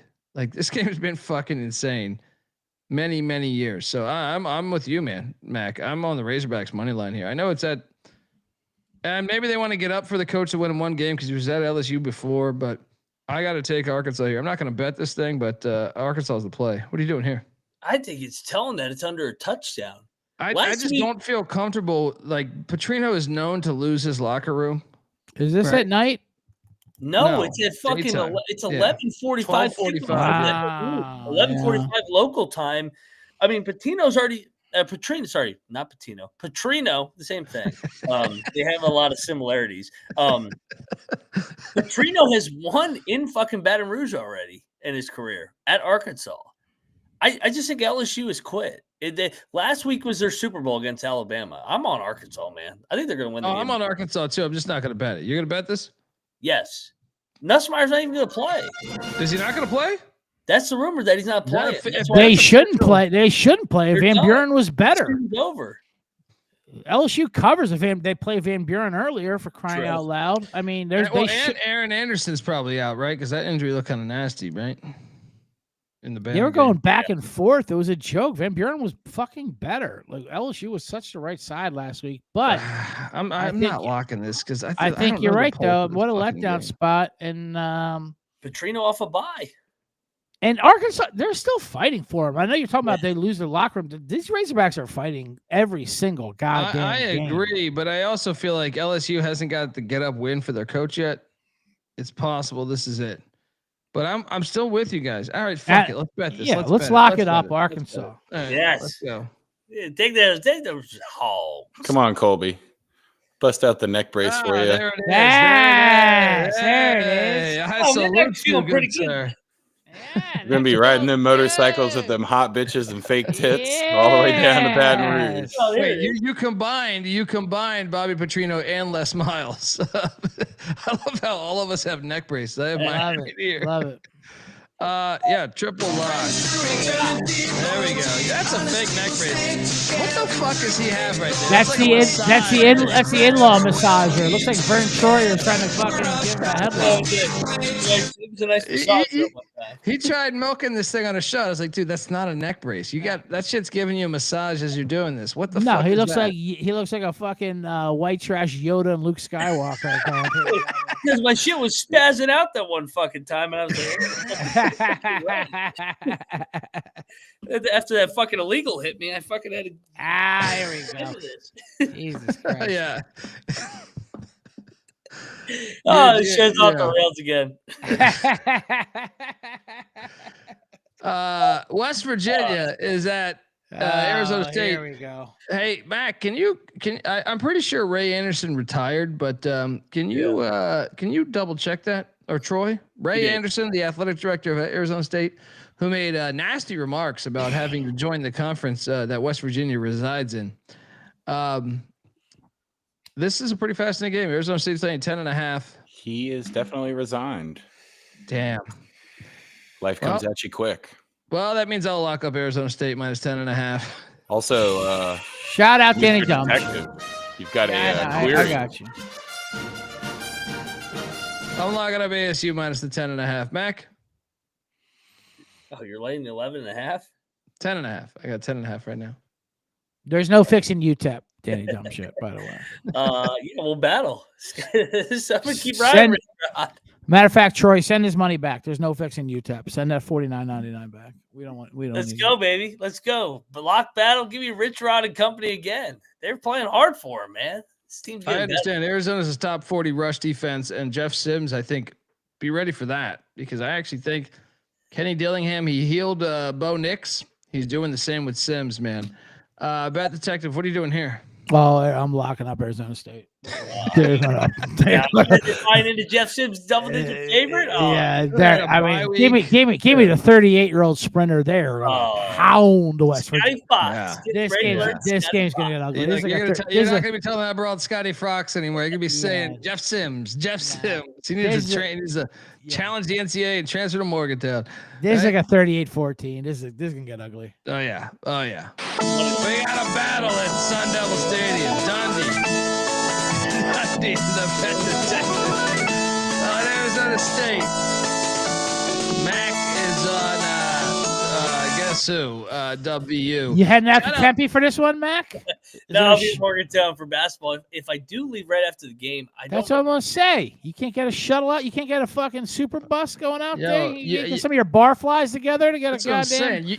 I should be. Hop into Maxima and drive out to goddamn Tempe. You get out there, buddy. And me and the Bat Detective will make sure you'll have free Venezia's pizza. You're goddamn right. We'll get you some Strombolis, buddy. I'm gonna need that fucking knock your socks off. I'm gonna need that pizza at 2:00 in the morning. Can a Venezia Stromboli bring a 0.35 BAC down to what 0.28? What is it? Yes, I think it can. In the desert, the BAC it goes down a level. The BAC, so a 3.85 is a 2.0 down there. Oh yeah, especially in Tempe. Danny Dumbshit saying, "Dear Bet Detective, how do we fix UTEP football in interest of the?" I already discussed this. I said send the money back. I said send the money back. There's no fixing UTEP. They're joining the Mountain West. They're going to get an influx of cash, and Pick Dundee will be interviewing Scotty Walden if he doesn't get fired this offseason. This time next July. If I'm still alive. Low key, Arizona State is the West Virginia of the desert. Those are two good party schools. That was the irony about his statement, man. So their athletic director, and shout out Ty Duck fan giving us $5 too. You love Ty Duck. If Mac chooses the Gophers, he'll need a neck brace again. But no, the irony of Ray Anderson's statement when Arizona State was kind of left to have to join the Big 12. Right. Because the funniest part was Arizona State was trying to claim that they're like an academic institution. It's like, dude, if you've been to Tempe, It's like complete debauchery. Well, right? they do make Playboy every year as the best fucking one of the party schools. Yeah, that's true, and they should, in my opinion. Like they're not. If only we could have the Playboy people doing the college football playoffs. Yes. Because that's actually accurate. They have great rankings. Bob Hope and Playboys yeah. when college football was real. ECU would make that occasionally, not every year, but I feel like a decent amount of times we would make that. But he belittles West Virginia, and Patty C. I remember we broke this down when this happened. He like shit on it. We were in the same conference as West Virginia, and Patty C's like, "What are we talking about? This is West Virginia in the desert. It's the same exact school, but in the desert." It really is. They want to be honest. Yeah, yeah. I mean, party wise, it's very similar. I would say. Like, I mean, yeah. Anyway, they party hard there, but not as hard as us. Yeah, I mean, well, that because you got the desert. You know what I mean? Yeah. The desert. West Virginia is probably. I would say it's top 5 in I always thought, but ECU's changed a little bit, man. When I went back to ECU this year, I was like, I kind of was unimpressed impressed with the money that's come in, but not impressed with the debauchery as much. Yeah. So you lost a little bit of that character and culture. Yeah. Anyway, we're on slide 17. You're looking live at H.A. Chapman Stadium. Don't bet this game. I was thinking Tulsa. Did you see Coach Lamb's statement to his team and to he's like, maybe I can't coach any anymore, and like this is a game. Like I you know what? I'm locking up Tulsa. He kind of. I mean, I just buy into he's actually a decent coach. He's done it in the FCS at 2 different schools. Oregon State, I think, is a fucking mess right now. So give me the Golden Hurricane at H.A. Chapman Stadium. Won't be one of my top plays, but I still think you're making money here. Let's go. Mac? I'll take Tulsa, no bet though. I can't figure out this Oregon State team. Brett Detective, I know you're a big Bees fan. Just seeing that logo tilted me. Last week we put Oregon State on the card, laying 20 versus Sam Houston. They're up 17-0 mid-second quarter, driving with the ball. They turn it over, whatever. They have a touchdown, then a punt return, then defensive touchdown. They outgained them by 350 fucking yards, this Oregon State team. They're a goddamn mess. How they lost that outright? Sam Houston had like a 4% winning chance after the game, whatever the fuck those stats are. This game disgusted me, but my handicap was right. This defense is still flying around. That's why I'm locking up the under in this game. I'm not playing either side, but Oregon State Tulsa under I like a lot. Their offense is a goddamn mess. Tulsa, I really like what Oregon State's defense is doing. They're flying around. So give me the under here. Fuck Oregon State forever. I could not believe it. I couldn't believe I had to find a CW just to watch that game. I'm watching One Tree Hill. Next thing you know, I'm watching, looking live. The fact that they lost that outright was just hilarious. God bless them. Give me the under in this game. All right, Bet Detective locking up the under in Tulsa, Oregon State. Next up, we are, this game, I don't have a line on this yet, but this is an interesting game. But don't let the Bet Detective tell you otherwise. Tennessee Tech is undefeated in the FCS, and they're heading into Lexington, Kentucky. I could have swore I saw this line last night from our people in Vegas, but as I checked the page currently, there was no line. Call your guy. Yeah. You got a guy, right? You can set some lines for this? I love Tennessee Tech here. Yeah, I mean, this is. I'm curious. This is going to be. I would assume it's going to be a big spread. Still, they're undefeated, right? Yeah, they're undefeated, man. Bobby Wilder. This isn't from a book, but I see 20.5. That's it. 52.5 on the total.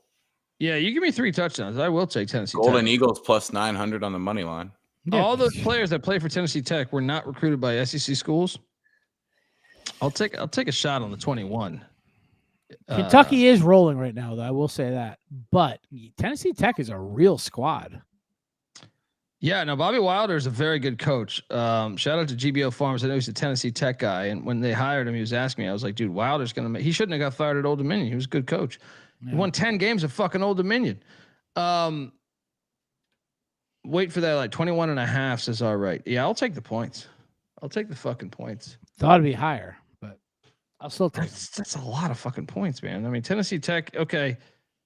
I know that their schedule has been a little bit light, but at the same time, like, who's Kentucky be laying 21.5? 100%. Mac, what are you doing here? Line stinks. I'll lay it. No bet. All righty. Next up, North Texas is heading to Penetrobe Stadium down there in Birmingham, Alabama. North Texas laying 18.5. Was this line a little short to you guys? I kind of thought this would be like 28. 18.5. I'll lay it, but no bet. Mac? Take the points. No bet. Yeah. Yeah, I'm indifferent on this. Same thing. UAB, no points. Next slide. Go. UAB's playing better. They are. I'll give them that. Marshall is heading to Center Park Stadium. Take on these Georgia State Panthers. Marshall's laying 7.5. All right. I'm going to the bathroom before I say another airplane joke.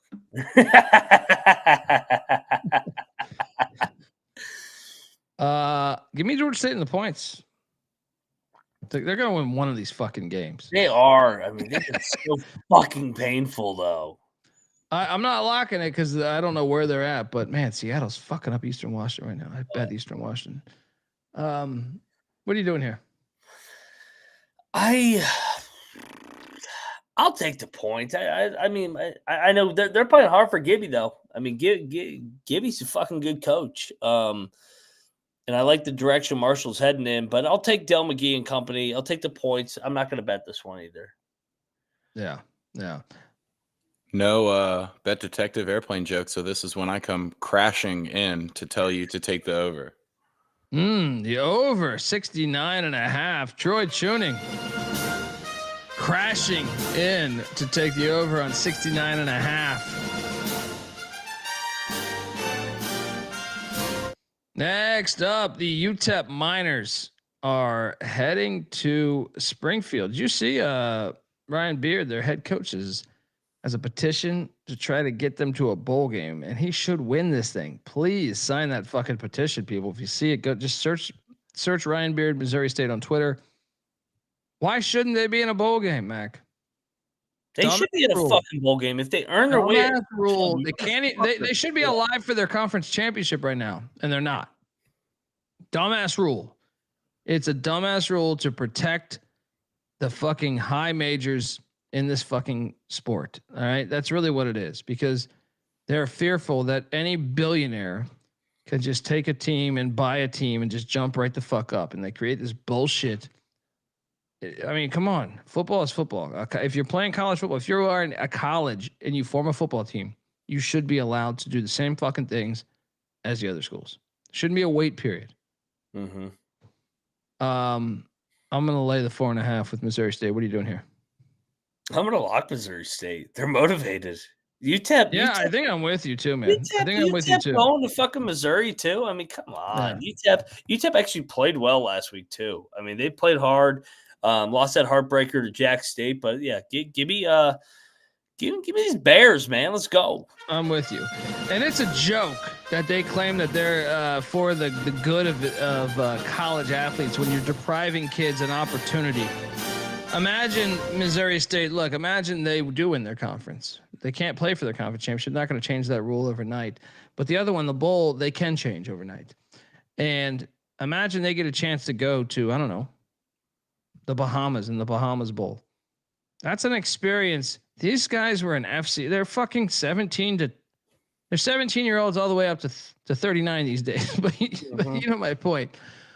You're depriving them an opportunity of some cool experience. Half these fucking players on the team probably barely ever been anywhere in their fucking life. Why would you deprive fun for somebody? Why? This is our moment. Sean and Ryan, you need to fund the TCE Bowl, and we won't have any rules. We'll just invite the two schools that we want to fucking invite, and if they want to play, they can play. I don't know. Maybe we'll let CJ think of the trophy. He's had some pretty good trophy ideas, the cow shit, but Yeah, at what point in time do certain bowls just do the same thing as the conferences and just decide like, no, we're going to invite the 2 schools that we want, and we've got a big enough prize pool that people are going to accept it, because it's got to be pretty close, right? Yeah, no, I mean, and there's a great story. If you look up at the history of Duke and North Carolina Central, back when segregation was a thing, North Carolina Central and Duke would play like these private games. It's a pretty cool story to read about. And this is like in the 19th, I'm talking out of my ass a little bit, 30s or 40s. You got to double check that. But they did it. They broke NCAA rules. Why can't you do it? But the part is you want to be able to have if you don't have the big time corporate sponsors, theoretically you could play a game in Carbondale. Sure, it's their home stadium. But to me, to be on ESPN, probably a solo spotlight on a game. What are you trying to teach the kids? 100%. What is the goal? Like, these guys are a winning football team. They overshot their win total by 3 or 4 wins already, right? Can they have fucking fun? I don't understand the purpose of doing this to somebody. What is the lesson that there's seniors on this team that will never have this shot, that were in the FCS years ago. I just think, to me, you wonder why everyone hates the NCAA. It's because of a rule like this. You're ruining people's fun, and they earn that fun. They earn that fun by being winning. good. By winning. Fucking losers. Next up, Colorado State's in Albuquerque. New Mexico's laying 14.5. I'm gonna lay it. I was gonna say, should we bet New Mexico? Colorado State's quit. I think Eck and company is fuck you game. Sure. Yeah, I like it. I like taking Eck as a big favorite too. They're off a bye too. Yeah, I'm with you. Let's go. New Mexico minus 14.5. When's the last time you said that?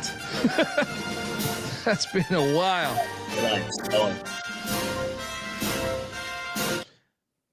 Double lock there on the Lobos.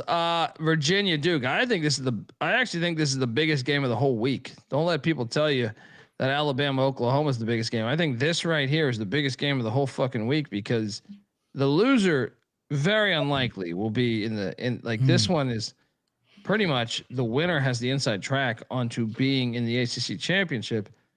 Duke is laying 4.5. It was 5.5 yesterday. I am on the Wahoos. But this is pending Chandler Morris, who is a questionable quarterback for the Wahoos. The backup, not very good, as you saw last week, because Chandler Morris was knocked out after 9 snaps. But I'm on the Wahoos. I think they'll keep this game close. These games have been kind of wild. So give me the 4.5. Mac, what are you doing here? I'm locking Duke.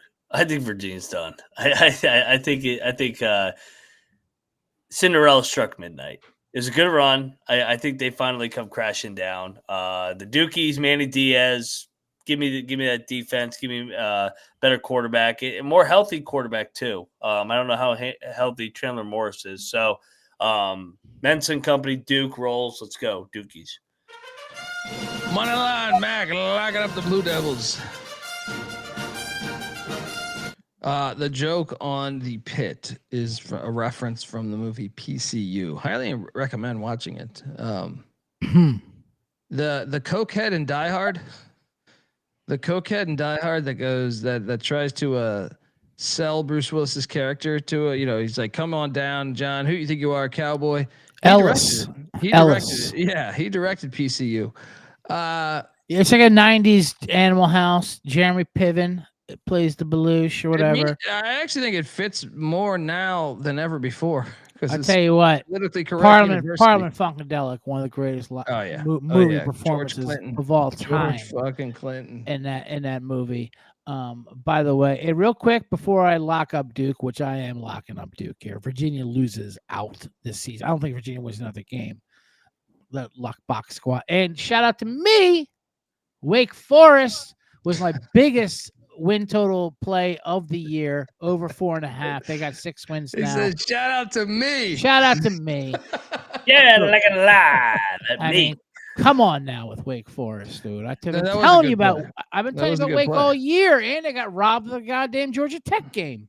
They should It's have true. 7 wins. They should be an ACC title game. I They mean, should. they're They fucking should. nice. They should I be mean, in the playoff almost. they have no offense, but they're nice. Moneyline, Mac, and the Bet Detective Yes. locking up the Duke Blue Devils. But real quick, what you guys were talking about before about teams not being bowl eligible for bumping up. What's the rule where like they're in the bullpen? If like one can't, if one doesn't like, No, they go to a 5-7 team, and it's based on their academics. yeah. Which is like, What's that bullshit? There's a couple teams sitting in that bullpen that you got to look out for. That like if we can that's be why bowl Rutgers eligible, makes it like every time at 5-7. it's a joke. Yeah, or Rice or Rutgers. Yeah, it is ridiculous. You care about academics so much. Meanwhile, you got like 30-year-olds playing fucking running back for you. You know what I mean? Like, what the fuck are you talking about? But I will say on this game real quick, the reason why we liked UConn so much is because Duke did not care about that game. Yeah, it was a great shootout, great blah, blah, blah. Their offense is amazing, but their goal is still in front of them. They can win this ACC. They're plus 225, which is crazy. They might win it with 4 losses. They're going to bury Virginia. Lock me up, Duke. Manny Diaz is a favorite. What could go wrong? Dookie. Right? Double lock on them Devils. Next up. You know what? Fuck it. I want to battle. That game's the best game of the weekend. I love the game too. I love it. And I love Virginia, and I love Virginia's coach. I love it. But I mean, they've been so lucky all goddamn year. This is I'm battling. Dundee on the Wild Hoops. Mac and Bet Detective on that Blue Devils.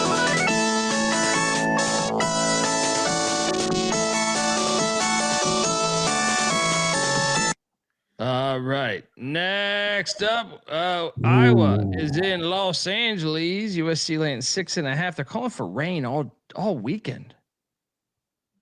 And that's but they're calling for LA rain. Yeah, it means like what? Like 10 a.m. It's, and they say that the whole day it's pouring down. Listen, my golf tournament at Roosevelt Golf Club got canceled because of impending weather. Impending weather.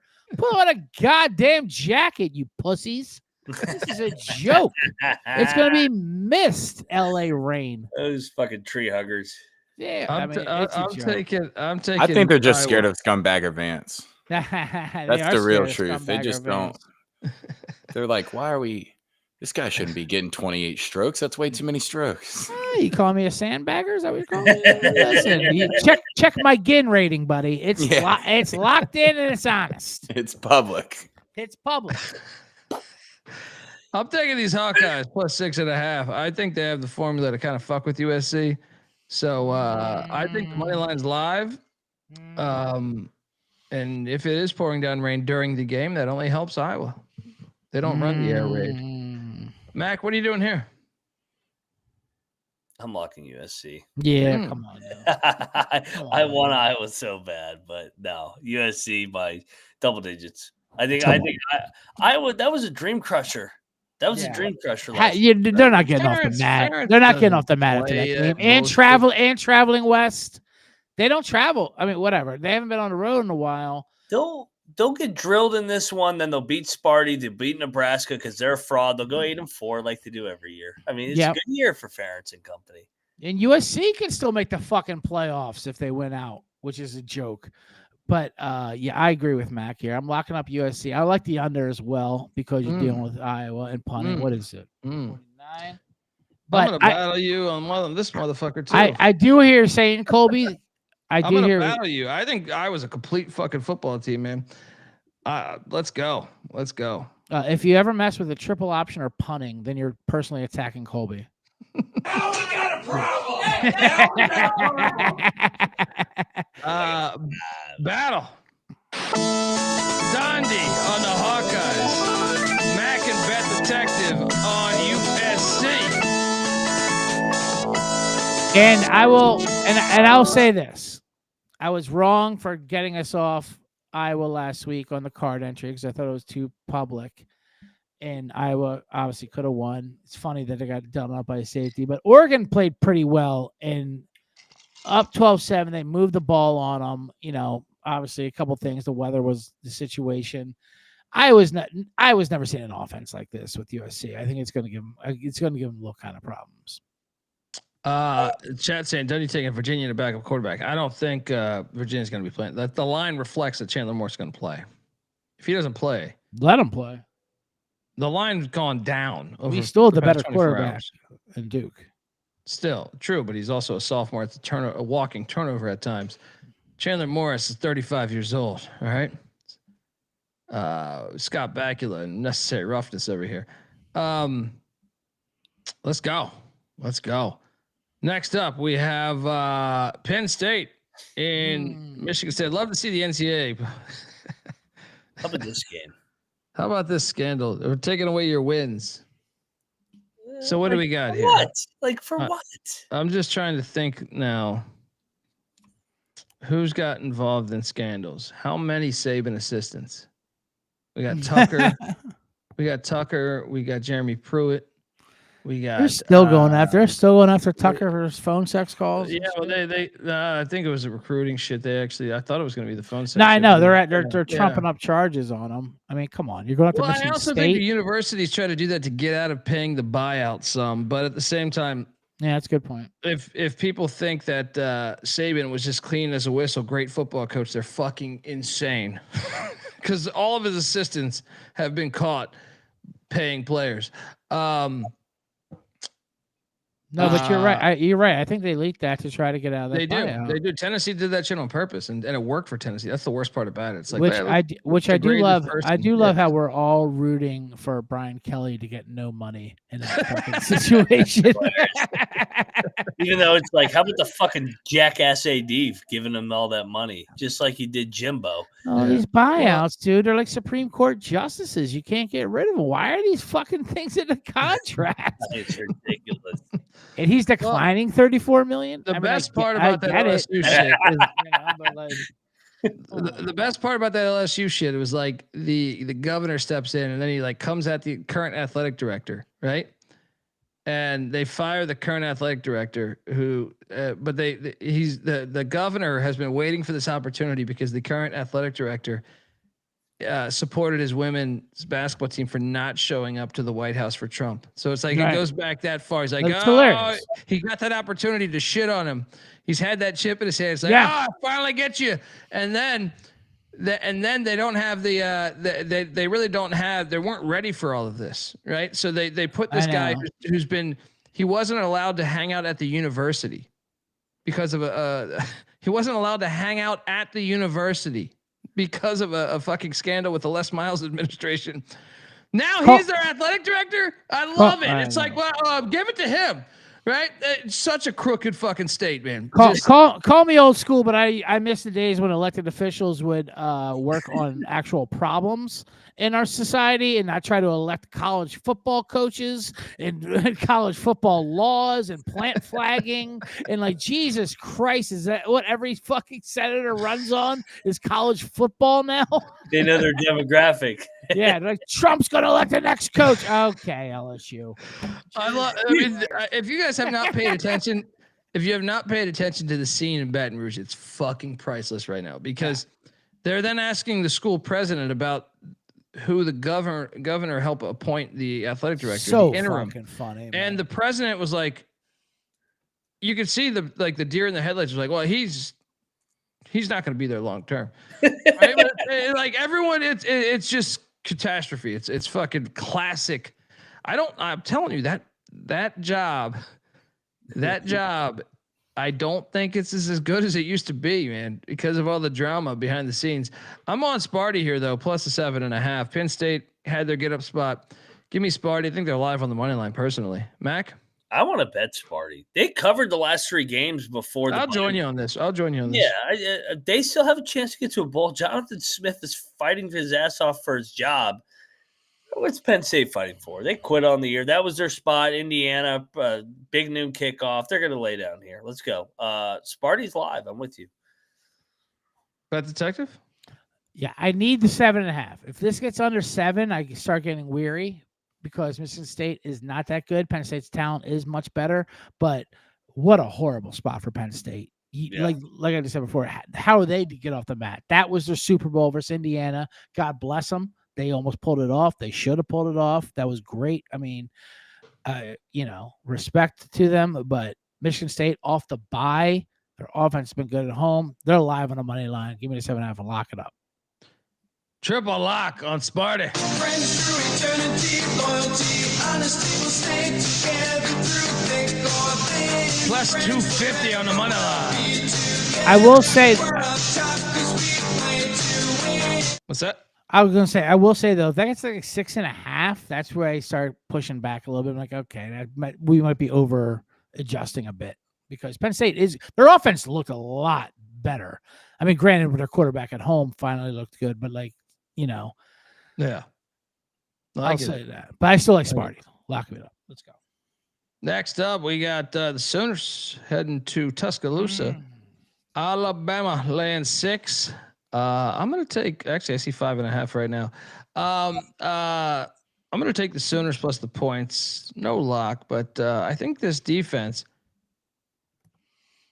I don't know that Oklahoma's offense can make Alabama pay for the weakness that is their team, which is the rush defense. And, well, also they can't run the ball. That does favor to Oklahoma because Oklahoma's got a really good pass defense. But I just think they can stay in this game. And I also think they have a physicality. Oklahoma's D-line is the best defensive line Alabama's played all year. I think that's without question. I think that could be an issue for Ty Simpson, who's had some games where he's had a lot of time back there. So give me the Sooners and the points. Mac? Can Oklahoma beat him back-to-back? Sure. I mean, they beat him. I like Oklahoma here too. I just think that D line, like Alabama's O line, it got a lot of preseason hype, right? And I bought the hook. I took them to win the Natty. They were my preseason pick. They are currently 120th in rush offense. Mm-hmm. Now they're 15th in passing. They're great at home under DeBoer or Saban, whatever. Bryant Denny, they are a wagon, but I just think they're a finesse team. Like they remind me of a Pac-12 team. When I watch Alabama, they remind me of like an old school Pac-12 team with maybe a little bit more physicality defensively. But I think Oklahoma might be able. The problem is Oklahoma's offense is a true enigma. Maybe Bama wins by 20 just because Oklahoma's offense I don't trust. But I think their D-line can rough up Ty Simpson. And I still think the last time we saw that happen, that was Florida State doing that. So, yeah. I'll take a shot on the +6. I'll tell you what, you throw out the Texas game. Since then, they're averaging close to 30 points a game. Oklahoma. I am scared to lock Oklahoma because their offense is dog shit and they can't run the ball. They're 92nd in the nation running the ball. So that's why I don't want to lock it. Is like this is a lit ass environment where they normally win. But I think they have a formula that could really give Alabama trouble that they haven't seen in a long time. Georgia's defense ain't that good this year. This is the best defense they've faced. So, yeah, give me the Sooners. Yeah, I'm gonna lock Oklahoma. They're the more desperate team too. I mean, that is 100% true. And they're off a bye week. They're getting more healthy. Another week for Mateer to get more healthy. I think they can scheme some things up. I think they're live in this game. I think Bama wins by 3. I'm not trying to shit on Ty Simpson. He's played great, but he has also had a lot of time in some of these games. Mm-hmm. So I'm just saying, like, I think Oklahoma can cut that down a little bit. Yeah, I like the Sooners. Boomer Sooners. Money line Mac locking this up. Bet Detective, what are you doing here? Battle it up. There we go. Listen. I'm on Bama. Roll Tide roll here. Under a touchdown at home. Listen, I know they haven't been dominant. I get it. Last 4 weeks, blah, blah, blah. I understand that. It almost reminds me a little bit of Georgia from last week where they haven't been dominant. And we were on them versus Mississippi State, and they fucking started flexing their muscles. Oklahoma defense, it's a mega San Diego State to me. They're a very good defense. But their offenses, if you start checking who they went against. Their offense sucks, dude. It does suck. Their offense sucks, but also the offense they played against haven't really been tested. When they went against Ole Miss kind of exposed them. Tennessee exposed them. I think Alabama, yes, they are one-dimensional. They can't run the ball, which is weird for Alabama, but they will be able to throw the ball on them. And Mateer, Yeah, I don't give a shit what the bye week did. He's not healthy. Ever since that injury, he's not healthy. He's not the same guy, which is sad because I love McIntyre. I have a Heisman ticket on him. I ripped it up. I mean, since he's come back, since that Texas game, he's thrown for 59%, 2 touchdowns, 4 picks, 2.3 yards per carry. He's just not the same fucking guy. Alabama under a touchdown locked this up at home. They are 19-6 against the spread at home. They're fire at home. They're That's why fire I'm at not home, and locking you're it. getting them That's why under a I'm not locking it. touchdown. Yeah. And yet they didn't even play good versus LSU, and they still fucking covered. Give me Roll Tide, lock it up. It was lucky last week. I was lucky, but they're gonna win by Oklahoma by 2 touchdowns easily. This might get Dundee going pretty good, but did you see the story about Arch Manning and Ty Simpson call each other every week after the games and share like what they saw from the defenses that they're playing in the same fucking goddamn conference? Ty Simpson's going to know exactly what to look for here because they're pussies and they share info now. It's crazy, but Ty Simpson's great. He is good. He's good. Great. Look, his dad's the coach of UT Martin. He's but I did see that storyline. I didn't know what to believe in that, like, because they might just be quarterbacks.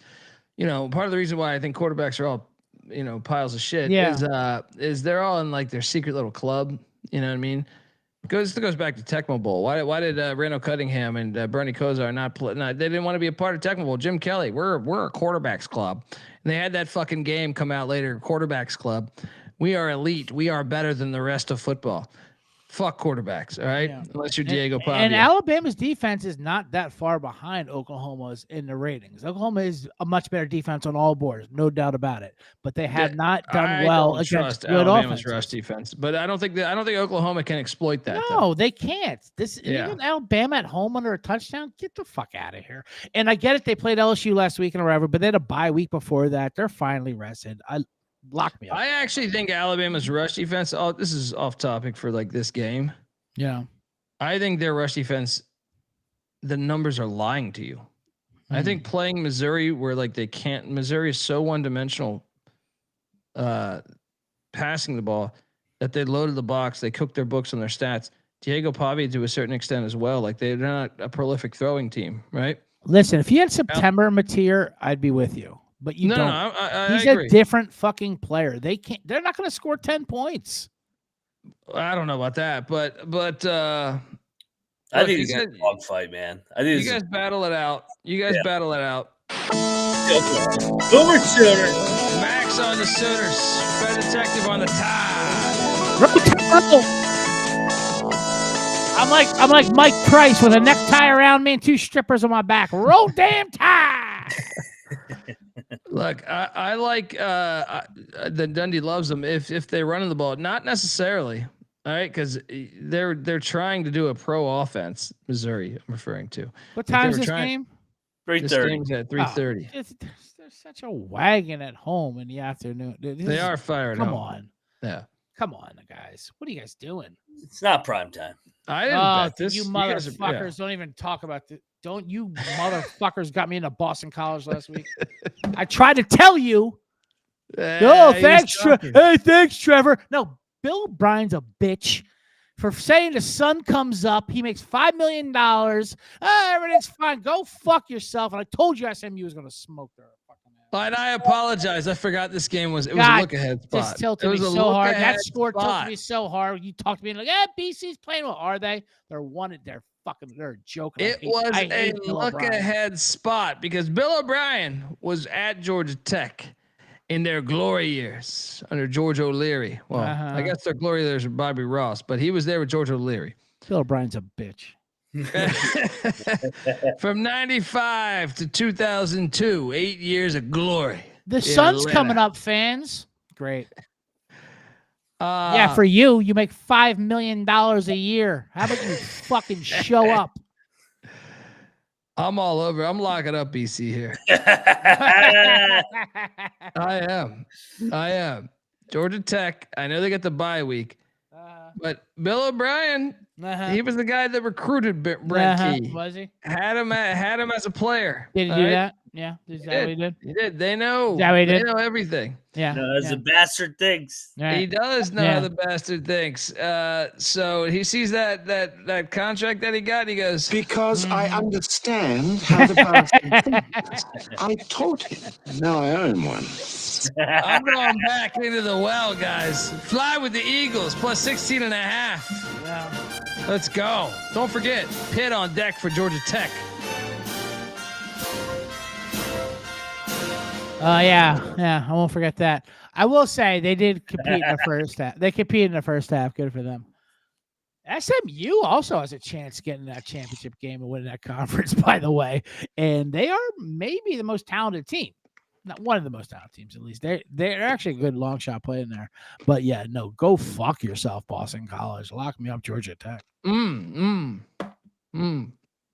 He took the bait. They're just baiting you with that 16. They're terrible. They are terrible. When will you learn that Boston College is terrible? They covered the week before, lost by 15 to Notre Dame, who everyone's got in the playoffs. That was an Irish Catholic thing. That had nothing to do. This is a Bill had nothing to O'Brien, do Brent Key with thing. anything. They're It's a fucking terrible. And it's the red bandana game. All right, and it's the red bandana game. No, I believe that was last weekend, actually. Was it? That was last week. The red band. This is the fucking drop the bomb in the garbage can Boston Marathon. Dude, Georgia Tech shouldn't be favored over by 16.5 against anyone in the ACC. Except Boston College. No, you're Yeah, gonna they lose. cover You're against gonna Notre lose. Dame. I'm on BC too. Yeah, I know you How about guys they are. You cover guys are on against BC every Louisville? week. You guys are on BC every week because you love coaches that yell at reporters. Oh my god! Fuck these soft ass snowflakes. Hey, Let's go. Trevor. Hey, Trevor. I make $5 million. I'm proud of CJ for swapping the airplane joke for a Boston Bomber joke. Yeah, thank you very much. I'm just saying The most overrated terrorist attack of all Okay. time, that Boston Marathon. A kid dropped a backpack in a garbage can, and they shut down the city for 4 days. Jesus, Boston. Can we get to work, please? I never caught the movie. They Some did a nuts and Wal- bolts. Yeah, I know. I try not Wahlberg to- made a movie out of it. I try not to do these My Wahlberg movies. God, a backpack blew up. Let's get to I work. was on the show. I know Wahlberg was on the show, but I'm not trying to. Look, Boston loves their bombs in their defense. They love bombs because they have fucking Irish, whatever. yeah. You get me look, upset. Bow. Lock me up. Lock me up. Dundee. Mac on the Golden Eagles. Red Detective on Georgia Tech. You ready for this one, buddy? This game will be over by halftime. Are you ready for this one? Yeah, let's go. Sprinkle the fucking money line. Oh, I love it. Sprinkle the money line. This is a game. Is that senior day? It is. It Yeah. is. Yeah, this is it. This is the Sprinkle one. the This money is the line. money line play. Sprinkle the fucking money line. All right. This is the most ACC loss ever. Yeah. Dude, this is it, man. Plus like 650, I think it is. Some shit like that. Sprinkle that money line. Let's go. Good. Next up. South Alabama. Is that You are looking The perfect looking live transition right there. Yeah. I just called Malone it. I Stadium. just called the last game an underrated terrorist attack, and you go, okay, up next. They look live in Monroe, Louisiana. Shout out to Mark giving us $20 for the Boston Charity Fund. Real quick, my favorite part of the Boston bombing story, and it was a tragedy. I'm not trying to downplay that. I like the guy was hiding out in a boat, right? That was a thing. So there was a little manhunt for that fucking guy, right? Him and his brother. They shut down the city for like 4 days. No one was going to work till we find these two assholes. And they finally, it was live on TV. I was watching this shit. It was a manhunt. They were down some he was at MIT for a while. Then he went to some suburb, and he was hiding on his driveway in a boat in a driveway. And they set that fucking like one of those robots that disarm bombs. Yeah. So it went up there like real slow. Like, He's just asleep. dude.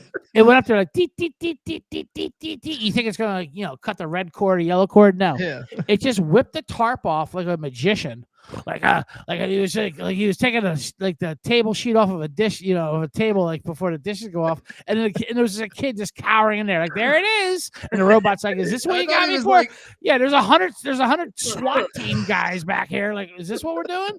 Is this what we're fucking shutting everything down for? This fucking kid pissing his pants into some guy's boat. And he was eating Slim Jims for like 5 shit. days. Yeah. He's fucking eating nuts and shit. That is great. D Bettis giving us $5. All right. CJ, me and you need to start a podcast. All right. Fucking TMZ corporate. Colby must be drunk. Fuck this guy. I'm in. D Bettis. All right. Remember that when Boston College hits, buddy, on senior day. All right. He just thinks everything goes chalk. Colby's a traitor. He said it from the top of the show. He's already talking shit about me and Mac in the box. Fuck these guys. He hit the transfer portal. He went over to the goddamn network. Takes it. And he paid him off. 7-0. See, that's what happens. You start going undefeated. We're like the '96 Bulls, right? I can't wait. You start kicking ass, and all of a sudden you get these people starting to come with these cockamamie storylines. He's gambling too much. You know what I mean? He argued with Will Perdue in the fucking practice. He broke his nose. Nah, it's all nonsense. Will Perdue.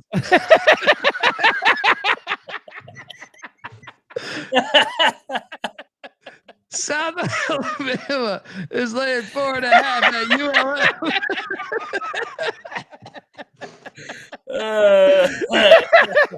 You're like a lie. Will Perdue, back up center. Now color commentary for the Chicago Bulls. Shout out to Will Perdue, great center. And WGN used to get those. I used to get every. Dude, I love WGN. Love Will Perdue. Love the Bulls. I don't know how it referred to what we were talking about, but I love it. Because they were dominating, and once we start dominating, all I hear are these little birds chirping, creating fake drama, going against my Boston College Eagles. All right, Mac, we have to fuck this squad. We have to fuck them up. They're gonna it has to happen. They're gonna go 1-6, and they're gonna get there on Tuesday and be like, "What was Mac's weekend like?" We boost right? Yeah. What barfly was he raving with? What sunglasses were they wearing? They need content. Those cowards. Because they don't fucking live lives. You're like alive. Mac's the only one with heart on his goddamn network. He's out there. Please. He's out there. He's moving back to his old college hometown. He doesn't give a shit. Not his hometown, his exact dorm. Well, whatever. Either way. There's a lot of people that are like, man, I wish I was Mac right now. Oh, dude. All of us. We're all jealous of fucking what Mac's doing. Let's go to the Arizona State game, Mac. Come on, I'm laying the 4.5. Let's go. Let's get some Stromboli, Arizona State, West Virginia. Let's go. I'm laying the 4.5 of South Alabama, and I've stated my reasons. Yeah, we weren't listening. What was it? Bill Weddington? He broke Will Purdue's nose in practice, allegedly. Jordan, that is, allegedly. They were getting into it. Jordan went after Steve Kerr. A bunch. There's a bunch. Steve Kerr was one. He went after Bill Cartwright one time at practice, and Bill Cartwright said, "Listen, motherfucker, you do that one more time, I'll break your knees, and you'll never play again. I know you're a god, but I'll break your fucking knees. I don't give a fuck." And Jordan's like, "Okay, sir." Jordan said, "Okay, sir," because Bill Cartwright is someone you do not fuck with. I did get a text yesterday saying I must read the Charles Oakley's got a new book. I'll read any book. I guarantee he didn't write it, but I'll read any book. I'll read any book that says authored by Charles Oakley. Yes, I forget the name of it. Let me. My text message is here. Tyrone Hill one time owed Charles Oakley money from a poker game. When Oakley was on the Raptors, and Tyrone Hill was on the Sixers, pregame practice layup drill, Oakley just walked over to him like, "Hey, motherfucker, you owe me $80,000." And Hill's like, "Get out of here!" And Oakley just swung on him, and they just started to brawl before the game started because you owed me from fucking spades, motherfucker. Jordan, that's what Charles Oakley does too. Jordan, that was his guy. Oakley was his guy, but Oakley's a guy you do not want to mess with. They should go. Everyone listen to this should go back and listen to when we had Frank Burkowski on the show. right? Frank Burkowski and Charles Oakley were good friends. Frank, just one of my favorites is when he told Shaq to blow me. But go listen to Frank Burkowski on the show because he talks about him and Oakley, like when he was on the NBA All-Star game was in LA because Burkowski was like he was on the Lakers for like a year or two, but he kept a house in Manhattan Beach, and he's like the All-Star game came to town in like the '90s, late '90s. Yeah. And Oakley, whenever he come to LA, would hit him up.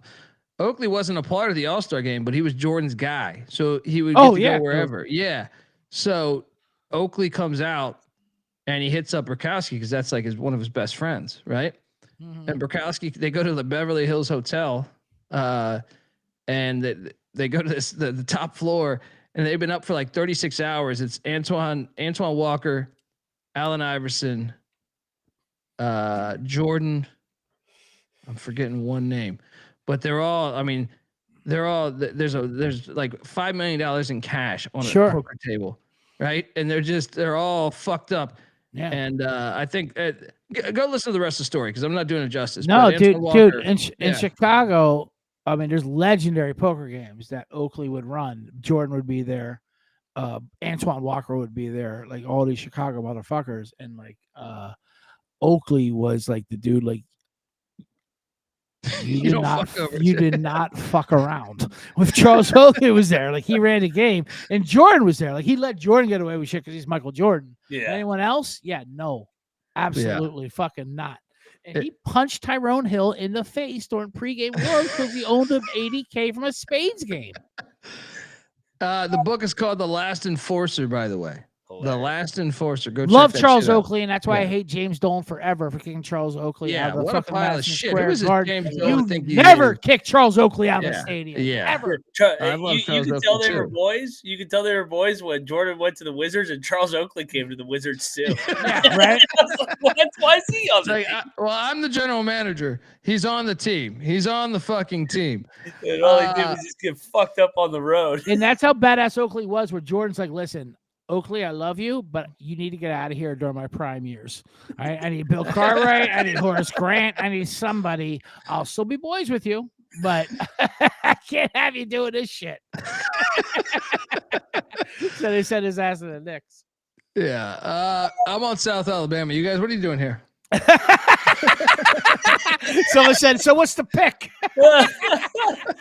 Oh, man. It all started because you mentioned Will Perdue. I was just saying we're like the 96 Bulls. We're 7-0 last week. Everyone's talking about us. I hear people in the streets, the internet's people are copying my goddamn slides out in the world. Yeah, fucking people are ripping your slides off, Colby. They are, man. It's a joke. I'm like Dennis Rodman. You just let me roam for 48, 72 hours, and then it's like, all right, you got to come back now. Oh my, don't. Right? I will not start telling my Dennis Rodman stories because that'll be another 2 hours. Let me just tell you this as a bartender. I got a lot of Rodman. He's stories. A terrible fucking tipper. All right, I can tell you that right now. He doesn't tip you shit. He's a hell of a time. He's a hell of a time, though. Probably, but working the bar with Dennis Rodman, fuck off, dude. Living in Chicago for 15 years, been in the clubs, Rodman is a hell of a time. Remember when Jordan let him go for 48 hours? And he's like, all right, you got to come back. It's after let him go. Let him go. Let him burn off some energy, dude. Let him get it out of his system. So who you guys got in this game? Monroe. Look at that logo. Look at the logo. We're looking live at a racist logo. Look live. What makes that racist? I like to honor Native American history. I think the more racist thing, the more ridiculous thing, I should say, is the Jags in Alabama. Why does everyone put Jaguars everywhere? There's not in fucking America. I'll say this because I know I'm talking to two of the biggest Redskin fans here of changing the thing back to Redskins. And I agree with you. Redskins wasn't a problem. But you put that Indian head on it, just change it to an Irish sunburned guy. Put my face on there. You know, keep it Redskins, but put my face on as the logo, a sunburnt Irishman on vacation. I'm okay with that. And then you're fine. Yeah, keep the Redskins. I'm okay with that. I honestly think it's the most ridiculous overreaction of all fucking time. So ridiculous. It's all ridiculous. And I mean, It's designed by a Native American. They didn't have a Native American logo until a Native American gave that logo to them. I know. It's actually not the logo. It's the name Redskin. It's the name Redskin. The Redskin is the name is a slur. Well, like so is Celtics. What the fuck? I mean, you can sit there and say, Irish don't give a fuck. Well, that's the thing. Irish want the name back. They want the name back. Indians don't give a fuck either. If you call them up, it's all fucking white women that are like, "Oh, Redskins name's offensive." No, sure. Anyway, you call an Indian up, hey, are you offended by this name? They're like, what? What are you talking about? I'm in poverty. I don't give a fuck about your football team name. Yes, it's absolutely the most ridiculous. It's really the most ridiculous thing of all time. All right, get the next slide up. Come on. Let's go. No locks here, huh? No locks. Texas State's in Hattiesburg. Take it out Southern Miss. I got a lock here. Locks. I got a lock here. I'm locking up Southern Miss -3.5. Let's go. Texas State, not only are they fucking terrible, their whole defense is awful. Their run defense is really bad too. And guess what? They have like multiple guys suspended for this game because they got no fight with Louisiana and the previous game. So I'm going to lay the 3.5 at Southern Miss as they still have to play for that Sun Belt Championship. Mac? I will double lock this with you. Southern Miss headed in the right direction, and they've proven it under Charles Huff with the Marshall compared to Texas State, who's headed in the wrong direction under G.G. Kenny. So, lock it up. Southern Miss. Double lock. Bet Detective, what are you doing here? No, triple lock this. And I said this last week when Texas State was laying the number on the road. I'm like, with this defense, you can't lay it. And they should have won. They should have won last week, but that defense is so bad, and I feel bad for the coach because he might be there until he's 50 now because the defense is so fucking bad. And Southern Miss is doing exactly what we thought Southern Miss was going to do. Max said it right. Two teams heading the wrong direction. Lock this up. This might be a contest entry. This might be a contest. Yeah. I love Southern Miss here. Yeah. Let's go here. Triple lock on these Golden Eagles. Friends through eternity, loyalty, honesty will stay together through thick or thin. Friends forever will be together. We're up top 'cause we play to win. And hold on here. Tristan in the chat. Fuck off, dude. All right. You said American plus 17.5. So he tweeted me, what's your favorite college basketball play of the day? As I'm fucking driving around. So Get your fucking hoops talk out of here, dude. It's already a 4-hour show with football. I can't deal with fucking American hoops talk right now. That's what I'm saying. Like I pick one that I like because you're asking me to judge one better than all the other fucking bets. Tristan, right? They're doing a hoop show right after this. And say enter that chat. Fuck off, dude. Get the we hit on UT Martin money line tonight. Thank you. I mean, which one do you like the best out of your 20 fucking plays? They're never I'm sorry, happy. dude. They're I'm never sorry. They're never I liked happy. it. They're never all right. Next up, App State's at JMU. JMU's laying 20.5. I'll take the points. No bet. Mac?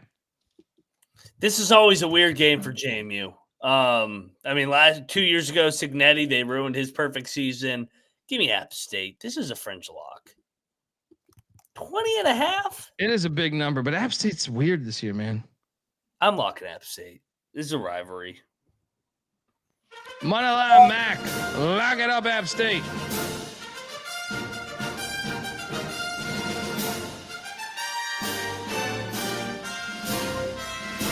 Bet Detective, what are you doing here? I'll take the points. I'm not locking. App State just came off a rivalry. That's my only problem with it, though. It's kind of a letdown spot there. And I love JMU's offense. But, yeah, 21 is a lot. So give me the points. No lock. Next up, we got Maryland taking on Illinois. Illinois laying 14.5. Now we're talking. Wait. We got to lock this, right? Yeah, I love Illinois here. Yeah, we got to lock this. Is this triple? Triple it. Mac? Triple. Fade locks. They're going to pound Maryland. Go for all four here, actually. Yes. Mike Loxley sucks. Yeah. Maryland sucks. Program's ruined.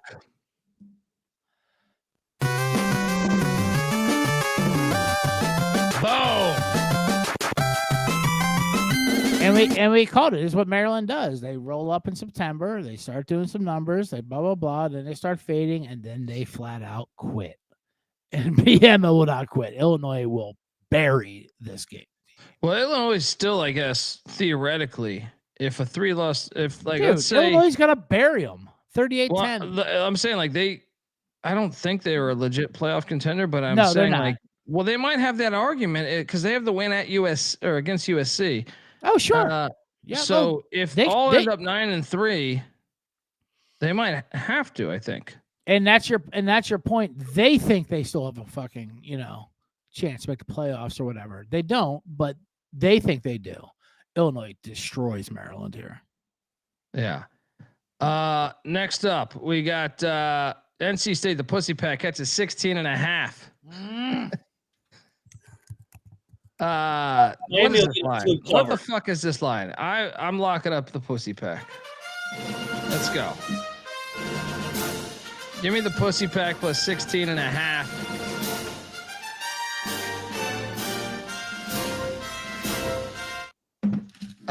What are you guys doing here? I'm not betting these fucking Fugazi Miami games anymore. Like they're going to be fucking losing and then they'll somehow cover or be right on the verge of covering. I'm going to fade them at Tech and at Pitt.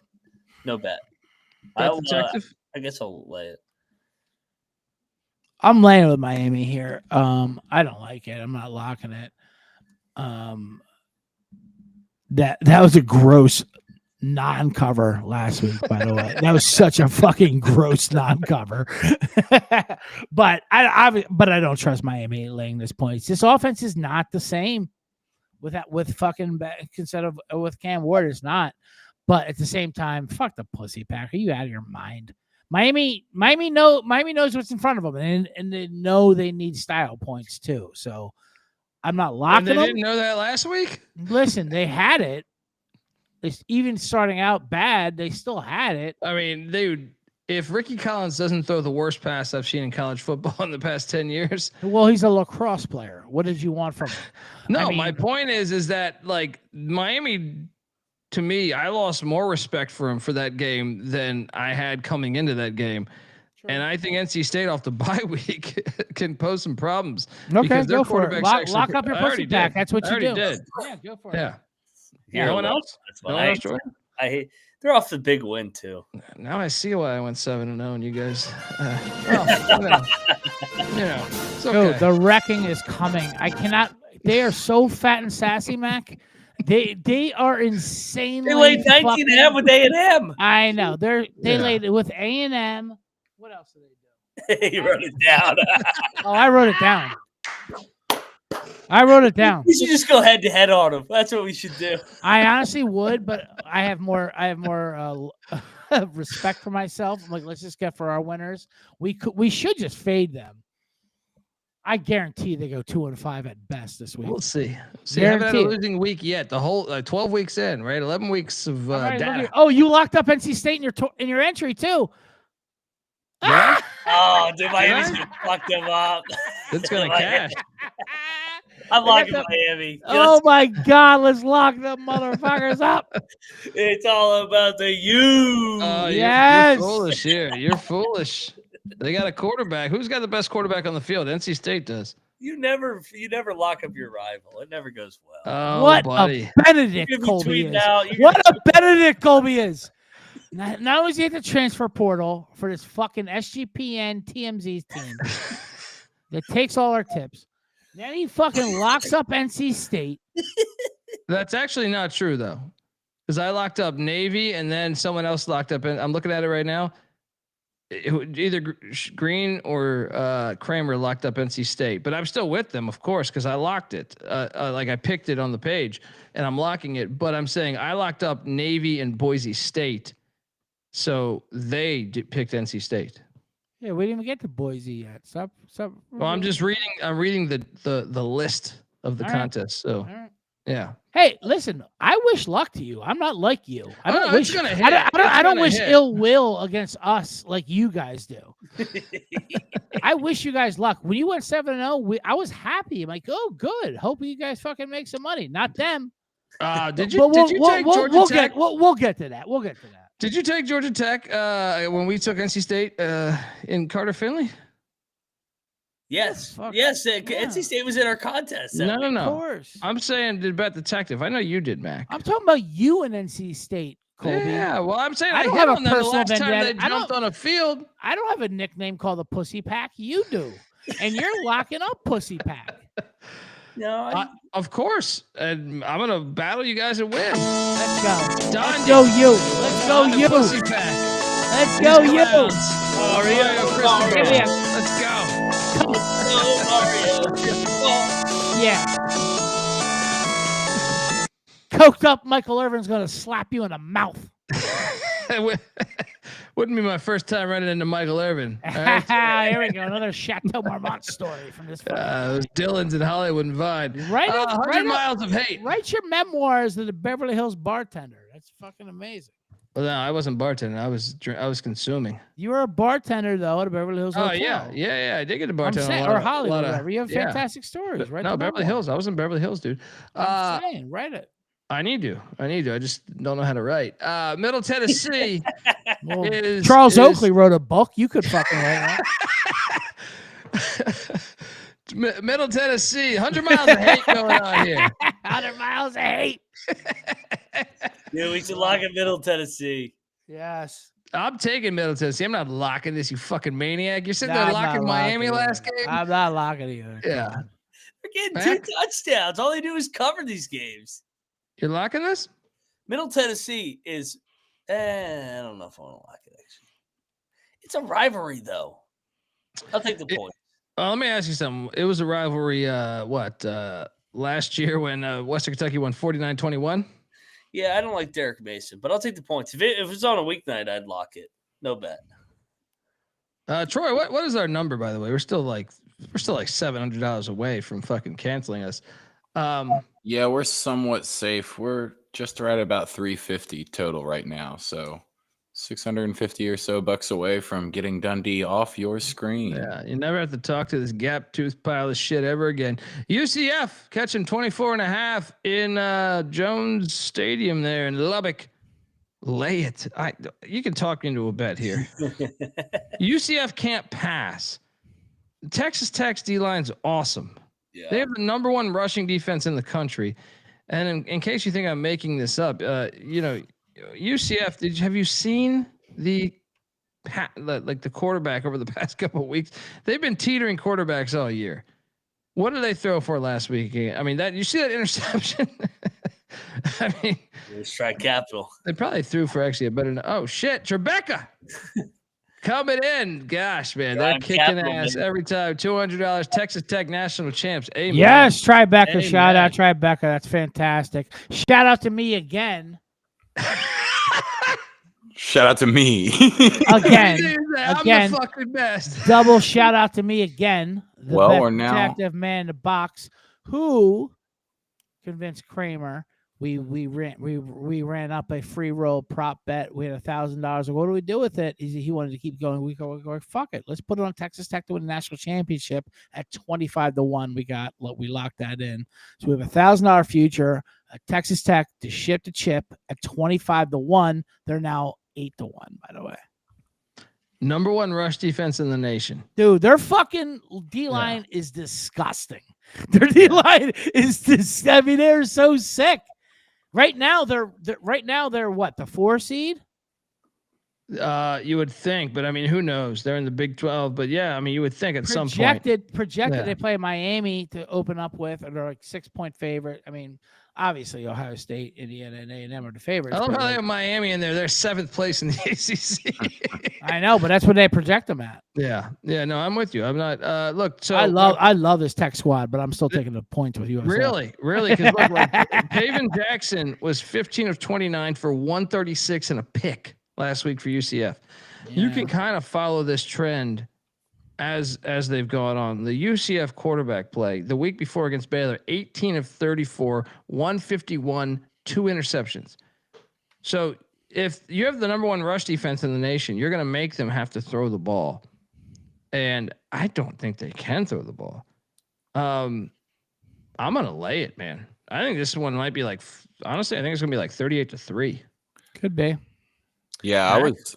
Oh, sorry. So I can hop out of here before. No, Mac. do it. Talk, buddy. Talk, I was buddy. just gonna say shout out to Tribe. We're past halfway again, and the last time that Tribe did this, it was a bit of an avalanche afterwards. But all right. I wanted he's to the say man. we gotta lay this. I know I gave you guys the angle on UCF with the EDM in town last weekend. We did a report from my sister that was there. There were plenty of football players at EDM.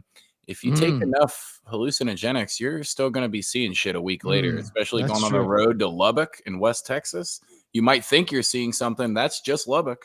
Yeah, those aren't. That's what I'm saying, especially with the tortilla talk going on. 100%, man. Yeah. My problem is it's a letdown game for Texas Tech, but they didn't even play that well versus They BYU. actually played shitty in my opinion. and they still buried the fuck out of them. Yeah. But it was as predicted. They would make them one-dimensional. If you make BYU have that pass, you have them. And so, I mean, I don't want to go against Texas Tech, but that's so many fucking points for UCF. I'll take them, no bet, UCF plus 24. Mac? I will lock up Texas Tech. I think they're gonna roll them, and they have a bye week coming up, and I think everybody will crown them in the playoff. And then they have one game. I'll jump on this. I don't. Well, how many is UCF scoring? They're going to try to run the creative run. 38. Shit. This will be 38-10. They'll bury them in West. Yeah. UCF. What is their team total prop, Troy? If you could find UCF's, I'm interested in taking the side question. Dude, is there 2 entries to Big 12 in the playoffs? There could or they be. want an entry. There could be. They need. Well, it depends. BYU Spot for all the Red Raiders the last week of the season. Well, okay, but yeah, that's fair. That's fair. What happens if Texas Tech loses the Big 12 championship game? Let's say to BYU. Oh, they're in. They're in. If BYU and Texas Tech are both 11-1, they both should be in. Okay, that's what I think. But I mean, I've been hearing one entry. UCF team total 12.5. If they're both 11-1 and one loses the Big 12 title, they have to. Yeah, what are the odds of them both being 11-1 though? That's what. They're not going to be 11-1 though. I don't BYU. Either. I mean, Texas Tech I think could have a hard time in Morgantown, but I mean Texas Tech's more likely to be 11-1, but BYU I don't think can be 11-1. Like that schedule's too tough down the stretch. That's what I'm saying. And so let's say they beat Texas Tech. I mean. Yeah, I don't think they get 2 entries. I think it's a 1-entry conference. Double lock on Texas Tech minus 24.5. I think they're baiting you with that hook. Next up, we only got 20 more left, guys. San Jose State's in Reno, laying 8.5. I'm actually going to take Nevada plus the 8.5. Mac, you take Nevada every week. Nevada, man, like God, when's this team going to come through? Bet the Tech. I hate San Jose State. Get this fucking slide out of my face. Give me Nevada. No lie. I hate San Jose State. Oh, boy. Here we go. Now we got a game. First place on the line here is ECU is tied for first place, and Memphis just 1 game out. 1 game out. And they have the tiebreaker over USF. And if USF loses to Navy, that makes it tricky. That makes it very tricky. ECU has won 8 of the last 10 against Memphis. A lot of people don't know that. ECU laying 2.5.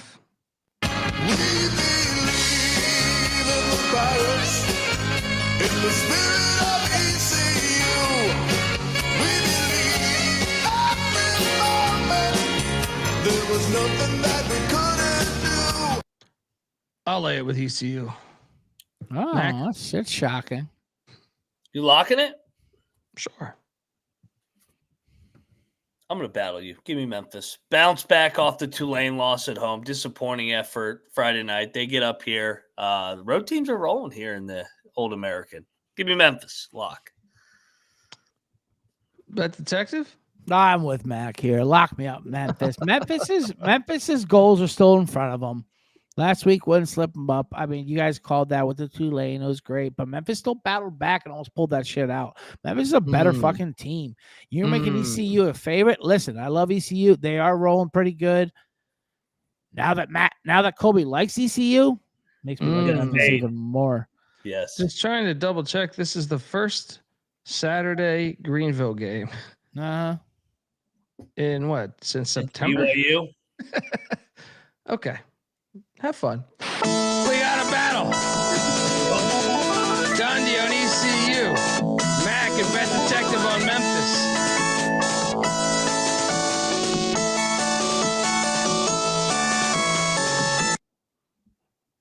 Shout out to, Paul Stone talk, right? I mean, well, here's the thing. Memphis has Paul always Stone played on the bitch ball, Pirates. too. Watch out.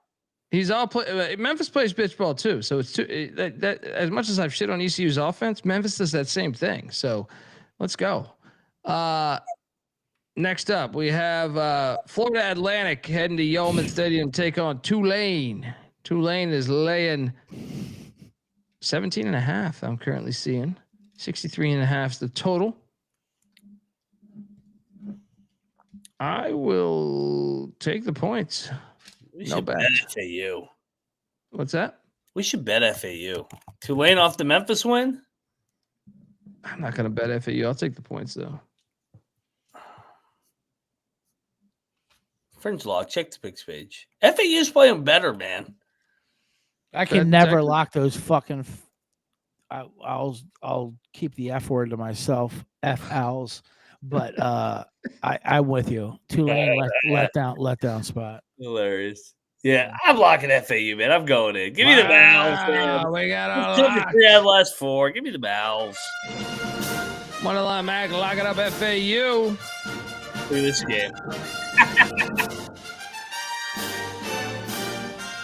Folks, I want to tell you the college football experience is brought to you by Rhythm. Rhythm is crushing it in college football and college hoops. They got those models out there that I highly recommend that. NFL and NBA has also been added to the board. Rhythm is also giving away weekly cash prizes for tracking your bets in the app. Track 5 bets of the same type from any model that you build, and you could win $1,000. Use the promo code SGPN25 when you download the Rhythm app. That's RITHMM for 25% off your first month. Download Rhythm and use that promo code SGPN25. All right, we are back. And we got an SEC Classic going on here. This defines the SEC right here. Yeah, I mean, New Mexico State's played more SEC opponents. Great scheduling. SEC in the past what a 10 bitch years. Conference the SEC is. Here's a great stat for you: New Mexico State in the past 10 years has played more SEC opponents than their own fucking conference. This is a joke. Why not just join the conference? Come on, Sankey, let them in. I mean, they're already on the fringe of making the playoffs. They're at Vanderbilt right now. Tennessee's laying 4.5. Lay it. Lay it. No bet. Lay it and lock it. Red Detective locking up the Vols. Well, here's the thing: when you get these SEC teams playing these fucking, these bye week teams, basically, you have to look at the coaches and their motivations. In Hypo, if you look at the history, the last 6 years.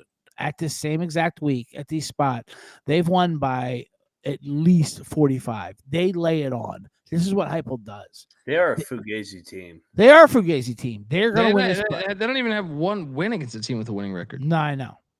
This line should be fucking 49.5. They're going to win this by over 50. No problem. But the playoff, if you look at the rankings, they ignore that. But hey, right, Virginia.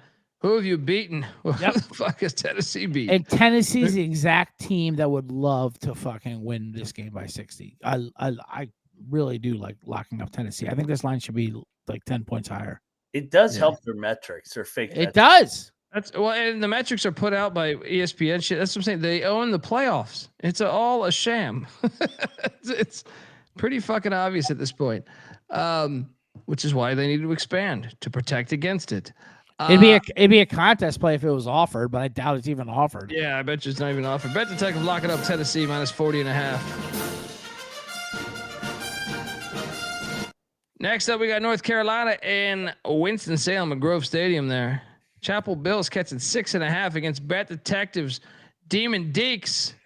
I'm on Chapel Bill. I think Wake Forest still offensively challenged, and the North Carolina defense got better. Give me the 6.5 in Chapel Bill. I think the money line could be live here. Mac, what are you doing here? Yeah, I'm locking Carolina. Carolina has been a different team since that Clemson game. Every game's been tight. And then last week, they didn't win, they didn't cover, but they still won the game. I think they're live here. I think this is a close game, and you're going to fade Wake off the Virginia upset win. So yeah, give me Carolina and Chapel Bills. Yeah, 100%. I'm in too. Let's do this. Triple lock me up, Carolina. Wake. And listen, I love my Wake. They're my team this year. They already way surpassed that win total. And what a letdown spot for them. And Carolina's fucking rolling right now. They should have won those 2 other games. Yeah. Let's go. I mean, this line is reversed. Triple lock on the heels.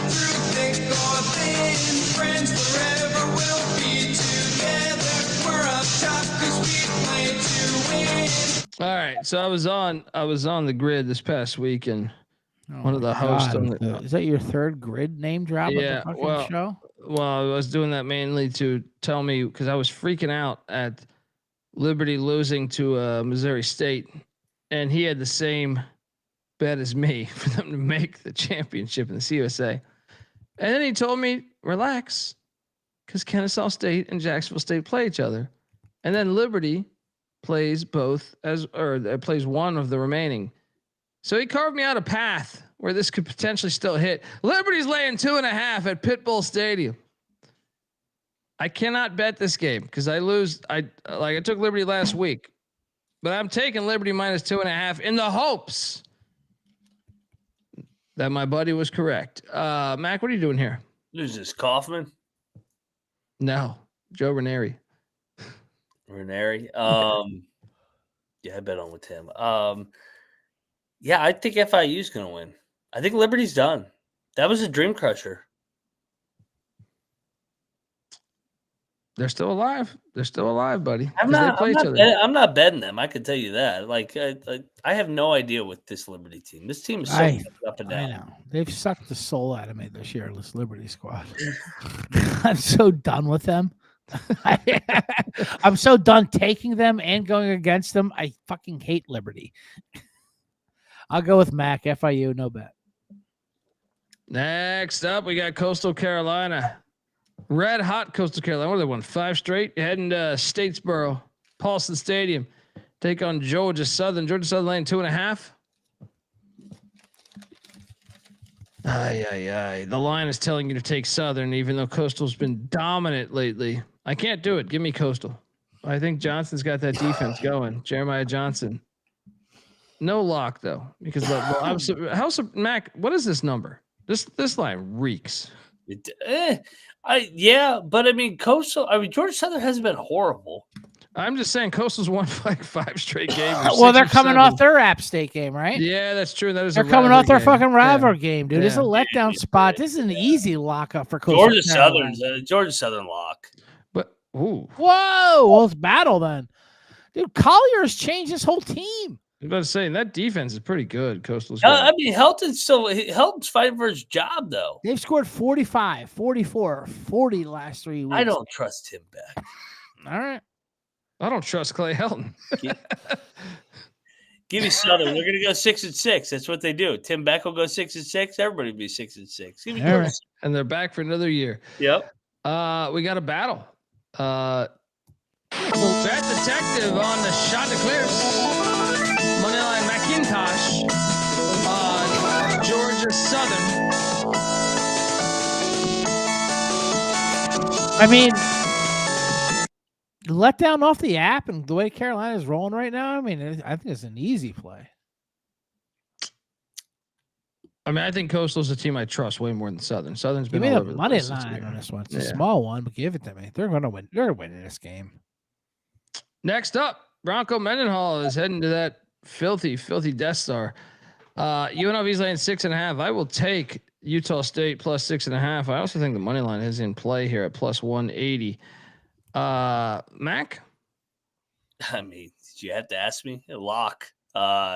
Utah State hasn't won a road game. They're going to clinch a bowl game here. Year 1, Mendenhall. Keep the points, UNLV fans. Money line, Utah State. Let's go. Wow, locking it up. Bet Detective, you going to join on a lock? No, I'm not locking this fucking game. UNLV's another team I don't like to fuck with anymore. Who knows what they're going to fucking do. But I trust Mendenhall with the points for sure. Yeah, money line, Mac, lock it up. Utah State plus 6.5. I'm staying off. Purdue is heading to Seattle in a stupid ass game. Wash is laying 15.5. Lay it. Actually, I can be talking to a potential lock. I can be talked to. You just talked yourself into it. You lay it. I mean, well, it's just thinking about the fact that Washington lost to Wisconsin. No, I get it. I get it. Yeah, I think we probably should.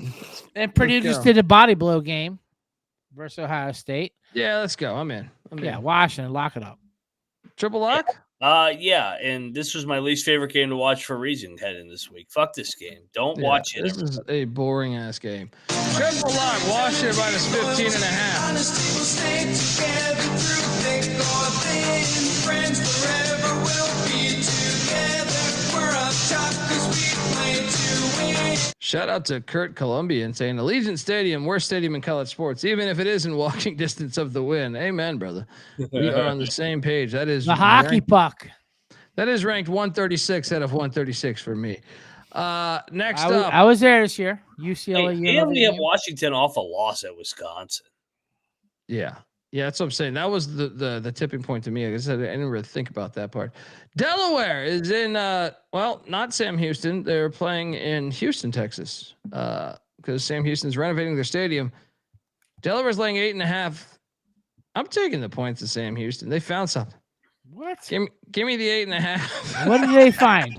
Tell me what they found. A win. They found a win. Yeah, for they Phil found a win. Longo. Exactly. They found their fucking one win, and now it's done. Let down. Delaware smash. Smash. Of course you were locking Delaware. Are you crazy? Oh, I love it. I love it. No Bet the bad. I'll take Texans. Sam Houston. What are you Lock it up, motherfuckers Delaware. talking about? They had 120 yards last week.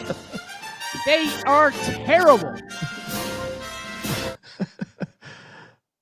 Is Delaware petitioning too for the bowl? No, they should though. They're in the They bullpen should. though. Delaware is in the bullpen. They can make the bowl if one of these guys don't qualify. That's This why is they ridiculous. need this. Why they should just be allowed? No, they'll win the game by 30 to 27. Fine. What? You're Sam talking about Sam Houston. Sam Houston randomly pops up at home. It's like When? Jackson, Not after Jacksonville winning at State. Oregon State with that absolute fucking nonsense. This is the ultimate letdown. All right. All right. Next up, Florida is heading into Vaught Hemingway Stadium. Florida's catching 14.5. I'm locking up the Gators. They ruined Ole Miss's season last year. Well, why not try to do it again this year? Give me the 14.5 and the Gators.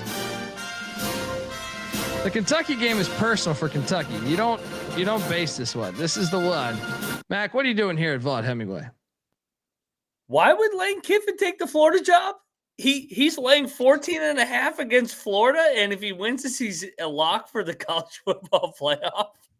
Well, I think some of the reason why he might take that job is it could be summed up by potentially saying, the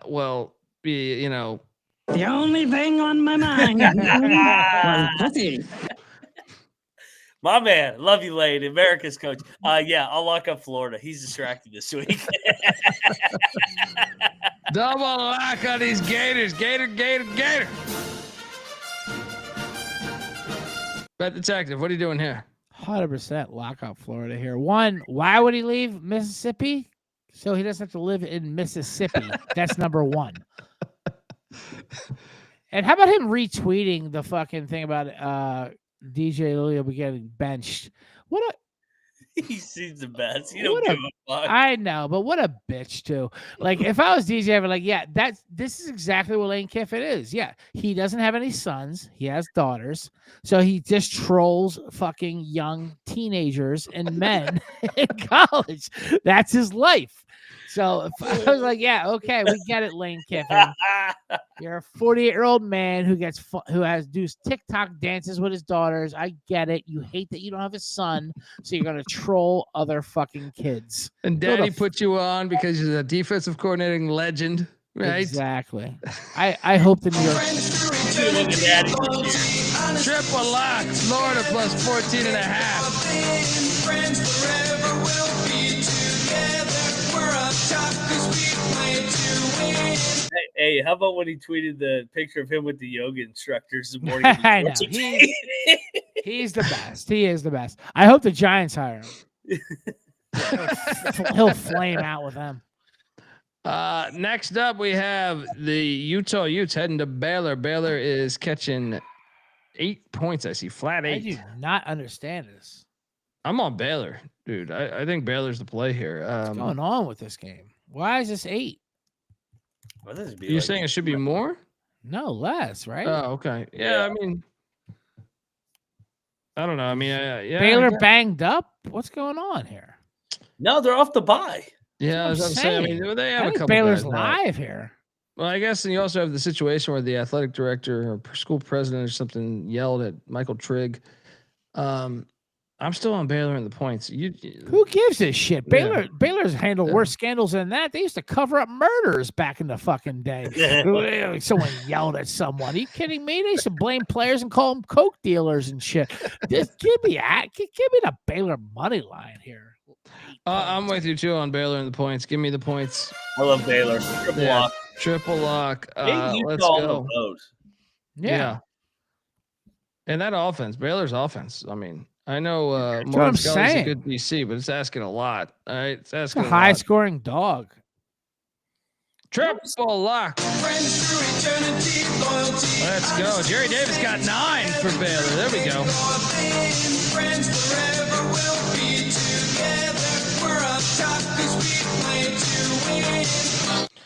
Next up, we got Texas, Georgia. Georgia's laying 5.5. It's come down what? A little bit, half a point. I'm on Texas. I think Georgia wins like 31-28 or 24-21 or something. Give me the Longhorns in this one. Mac, what are you doing here? My same handicap on Oklahoma, Alabama. Give me the more desperate team here. That's got to have the game like blood for the playoff. Both Texas and Oklahoma got to have the game. Georgia, I think, is vulnerable just like Alabama. And so I think we get a dogfight here. Hook 'em. Bet detective? 100%. Triple lock this up. I haven't been a believer in Georgia all year, except for last week when we were both on them against Mississippi. Oh, yeah. Well, and we were right. We were against Mississippi State, who's just out of gas. We thought we knew Georgia was going to flex on them, but Arch Manning had the best game of his career last week or 2 weeks ago because they had a bye.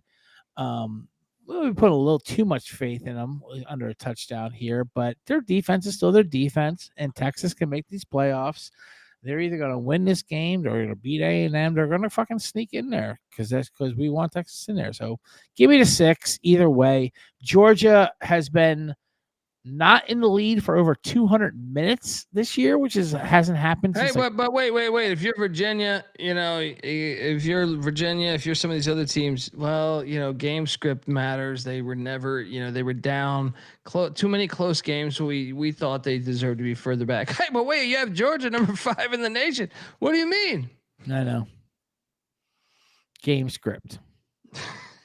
I get it. Triple lock on the Lock me up, Texas, and they are live on the money line. They're definitely live.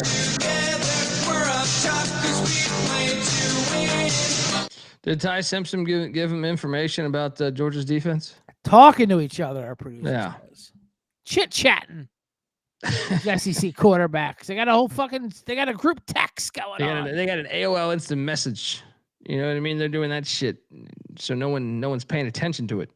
Next up, we have UCLA.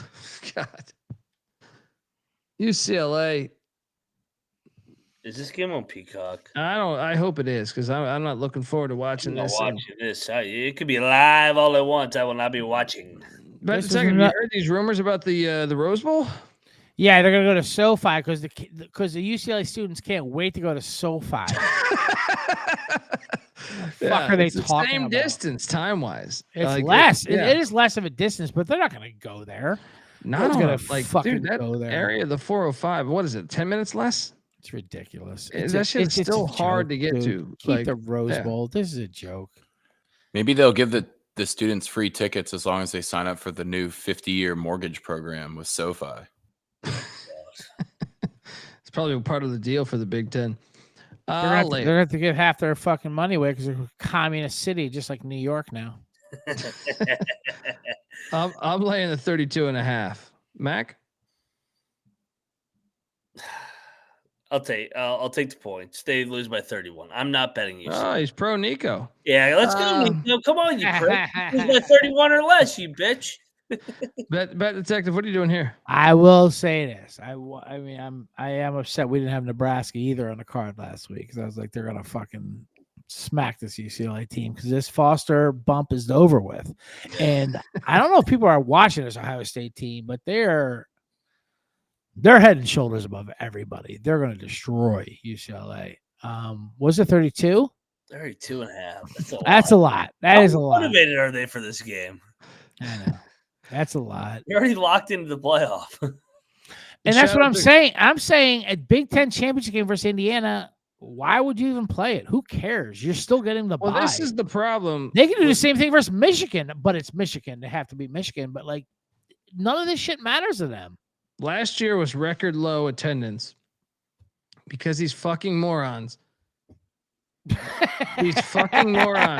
plan the playoffs around this thing, not realizing that you're asking your fans to go to potentially 2 road spots. So even if you lose, so the losing team, let's just take last year. Yeah. If SMU didn't get in, right? But yeah, SMU is even a rare example because it was their first ever year in the ACC. But I'm saying like take what was the Big Ten? Penn State. Yeah, Penn State. They lost to Oregon. That wasn't lit for Penn State. Well, in that no, the tickets were $6, right? So it's like, so you're just sitting there. If you're a Penn State fan, you're like, "Fuck, man. Well, why would I go to boring ass Lucas Oil when I can have a chance to go to one of the like?" I know they got the bye, right? Or no, right? They got the bye. Penn State did, right? Yeah. Yeah. But I'm just saying. No. They played Boise in the 5-12 game or whatever. No, but that was not on campus. So that was a second round, right? The first round was Ohio State. They beat SMU. Ohio State? Oh, you're right. Okay. Penn State beat the shit out of SMU. Okay. Penn State beat SMU. Ohio State beat That's Tennessee. Right. That's right. But my point is that you don't know how this is going to shake out, right? Yeah. You don't know. I mean, maybe last year Penn State fans probably knew that they were going to host a game, but I'm just saying for most of the fan bases here, you're sitting there saying, well, why take a shot on going to the NFL stadium if we know we can go next week? Or if like in Penn State's case, when they beat SMU, then they go to Arizona to take on Boise. Well, why not go to that game? Because that one means we're knocking on the door of the national championship. Yeah. You know what I mean? So it's like, well, who gives a fuck about this Big Ten game? These morons. That's what I'm saying. Yeah. All these conference championship games, since the expansion of all these conferences, it's making them obsolete. Yeah. Like they're not playing half the teams in their conference. Like it's a joke. Yeah, shit sucks. Shout out to Kyle Combs, by the way, who's just for you, buddy. Yeah, I'll give you that. There we go. Hit me up. All right. Hit me up. All right.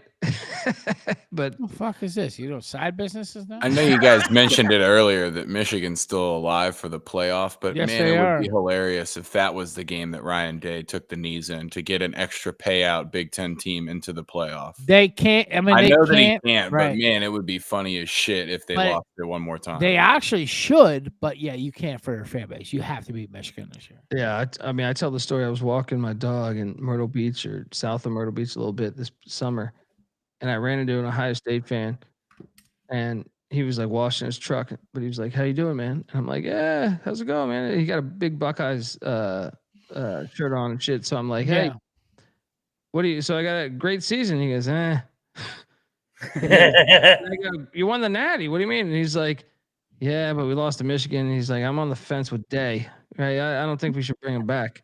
This is the year after they won. I mean, this is obviously freshly from the national championship. So True. only that type of Buckeye fan is. But if it was 5 years ago, they would have fired Day right there because they would not have made the playoffs. So that was their second loss, losing to Michigan. You know what I mean? It would have been a failure. Yeah. But because they got the playoffs and then they fucking rolled. Which I'm okay with because I think you should give 100%. a second chance. You know Oh, what I mean? no, Like, 100%. yeah. But they had to beat Michigan. I mean, listen, I've been out there. Ohio State has to beat Michigan. It just has to happen. Like, I mean, honestly, it really did taint their championship that they lost to Michigan to those fans. It did. Sound like De Niro and Goodfellas. You just can't. You just can't. Do it. Next up, let's go to Virginia Tech heading to Saudi Arabia. Take on Saudi Arabia State. Norvell's still not fired. which means and Drones is back. I'll take Virginia Tech in the points. They're still fighting for a bowl. I mean, I guess both are fighting for a bowl, but give me the points. Mac. I have no idea in this game. I'll lay with Florida State. They're off a loss. Bet Detective. I mean, this Florida State team's I don't even know what they are. They beat the shit out of Wake randomly. Yeah, I mean that's the thing. Like, they're like a corpse. I don't understand like what even pieces they have left, but I do think they bury Vatek here. Lock me up, Florida State. Actually. Wow.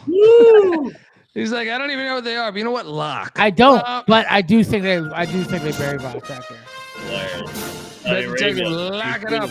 Saudi Arabia State. Get that shirt in the SGPN store. Look, Troy's wearing it right there. There it is. Troy's got it. Troy's got it. Experience. Let's go. We're locking Florida State. I'll be in the building for this one. Yes, lock them up. Oh, you're gonna be there? We're gonna be in the building down in Tally. We're gonna be not allowed to do this here. Hey, if you meet up with me, if you meet up with me for the cars, I'm gonna give you a book to read. All right, in the stands, but you got to read the book. You get feet up. Feet up. Do you catch the reference? I'll try to move further up in the seats, feet up, just nice. You know what I'm talking about, though, right? Like this is a thing. In the past couple of years, they got blown out so bad that they've had fans reading spy novels in the fucking stands. So yeah, okay, double lock. Wow, did not expect that one. Yeah, anybody down there will be at the Palace on Friday night getting blasted. So you'll see me pulling in the white minivan. There we go, the Palace. Get on out to the Palace. Say what up to Troy Tuning, man. Mississippi State's heading to Columbia, Missouri. Mizzou is laying 7.5. I'm on Hail State here. Dude, we should like Hail State. Missouri Dream Crusher last year, backup quarterback. Last Hail week, State you mean, right? Yeah, Hail State just got their doors blown off by Georgia. I think they're playing for Levy, man. This is for a bowl game. They got to get one of these two. I'll join you. Let's go. They got to get one of these two. Hail State.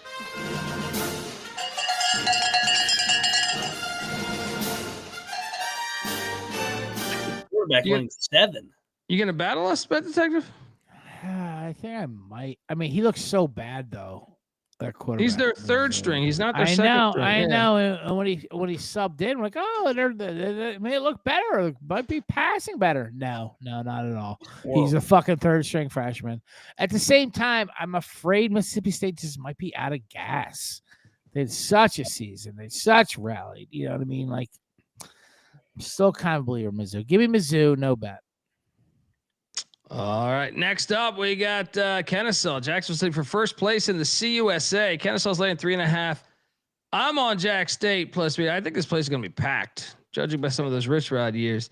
They got that shit lit. I think Charles Kelly's building that there. So give me the 3.5. I think it's probably a field goal game. Give me. I think the money line's live. Matt, what are you doing here? Jackson. I mean, I know Kennesaw's been a great story, but now they're laying points on the road and undefeated versus undefeated. I'm not going to bet it because I actually think Kennesaw is if they're on a neutral, I think Kennesaw is better than Jacksonville State, but give me the points. I'll stay off it too. No, I'm locking up Jack State here. Listen, I get it. Kennesaw, like Mac, like you were saying, Kennesaw State's been a great story. Everyone's been on Kennesaw State all year. And if they get up on you early, you're in trouble. I think Jack State, the way they can run the ball on them, will counter that. You're giving me 3.5 at home with Jack State? I think they're live on the money line. I think let's win this outright. Jack State is the better team. Lock me up, Jack State. Brent Detective going in on these Gamecocks. Jackson, you've got a Gamecock parlay, guys. South Carolina and Jacksonville State. God. You know South Carolina's going to fuck you, Colby. You hate it. You hate that you have A&M on a card. Throw Arkansas in there. You go Cox and Hogs parlay. Hog the cock. All right. Why are you really back in Morgantown, Mac? But seriously, isn't this way too high on Kennesaw State now? I think so. This is way too high on Kennesaw State right now. Laying 3.5 on the road. I expect it to be lit too. Like I think this will be this is a Jacksonville State smash for me. Yeah. Yes. Next up, we have La Tech going to Pullman. Oh my what is this? Wazoo's laying 8.5. I look. I'm going in on Wazoo, guys. Lock. Give me Wazoo minus 8.5. Still a legit home edge. Mac? Is this clinch a bowl game too, right? Yeah, to get to a bowl game, they need to win this and one more. Yeah, I'll go in on this with you. I'll fade fucking latte. Let's go. Double lock on the Cougs. Bet detective? Triple lock it. My only problem with Wazoo is their O-line is pretty beat up. They're missing a lot of guys out there. You don't know what you're going to get. It's from a them. back-to-back away for La Tech. They were at Delaware last week. And their offense is trash too.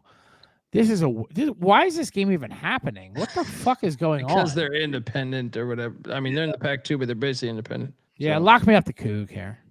Triple lock on the Coug. Honesty will stay together through thick or thin. Friends forever will be together. Next up, we got TCU at Lavelle Edwards Stadium taking on BYU. BYU's laying 4.5. Old Mountain West. I am locking up TCU. Give me the 4.5 in TCU. I think Moneyline's live. Mac? Yeah, I love TCU here. I think they're going to win the game outright, actually. I think they're more explosive offensively. They dropped that home game to Iowa State. That was a fucking killer. They get back right here. Foxhole spot. Give me the Frogs.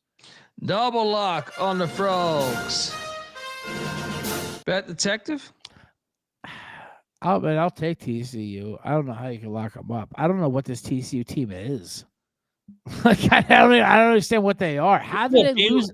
BYU did this last year. They were 8-0. Yeah, I know. I get it. But like, how did they lose last week to Iowa State? How did they lose that game? Matt Campbell's a dog. Yeah. I just don't trust this TCU team. I'll take them plus 4.5, no problem. But I'm not locking them. Next up, we got Boise State in the Snapper in Las Vegas. I'm sorry, in San Diego. San Diego State laying 2.5.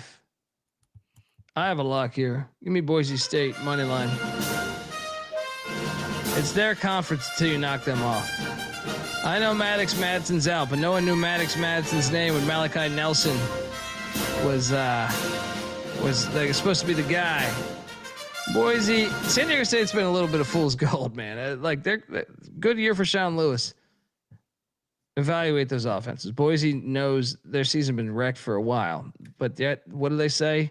We got to win our conference like we do every fucking year. Give me Boise. Mac, what are you doing here? I'm with you. This reminds you of that UNLV game last year where everybody's like, oh, UNLV's going to knock them off. They got them at home. No, they're not. Boise owns the Mountain West. All over Boise, money line this. Culture. It's winning time in November with these Broncos. Double lock. Buckham Broncos. Make it rematch in 2 weeks.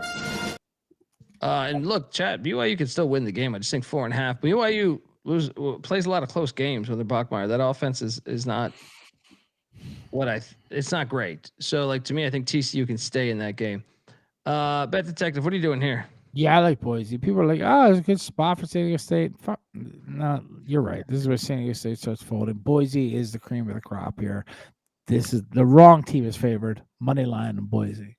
Yeah, 100%. 100%. Triple lock on Boise. Eternity, loyalty, honesty will stay together through thick or thin. Friends forever will be together. We're up top because we play to win. And we just went through it with San Diego State's defense. The offenses they faced have not been good. And then they went against Hawaii, and like Boise State will beat them at the fucking line. Like San Diego State, yeah, they can destroy you. They can destroy Nevada's of the worlds, but they're not ready for Boise State. Yeah, Boise gonna have line of scrimmage. Yep. Final game on the slate: Wyoming heading to Bulldog Stadium. Fresno laying 3.5. I think I'm gonna lock up Fresno minus 3.5. What are we doing here? Yeah, I mean, Wyoming. Yeah, Wyoming on the road. That offense is trash. I don't care who the fuck their OC is.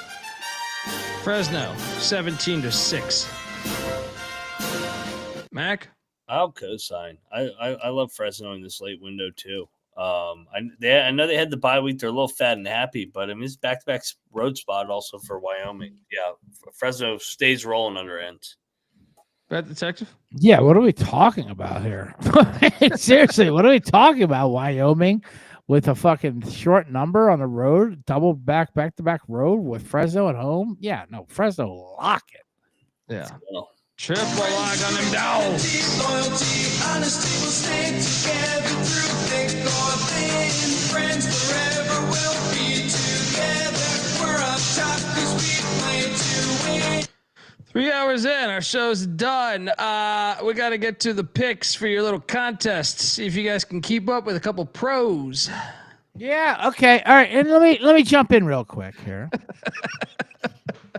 4-3 last week. Started well.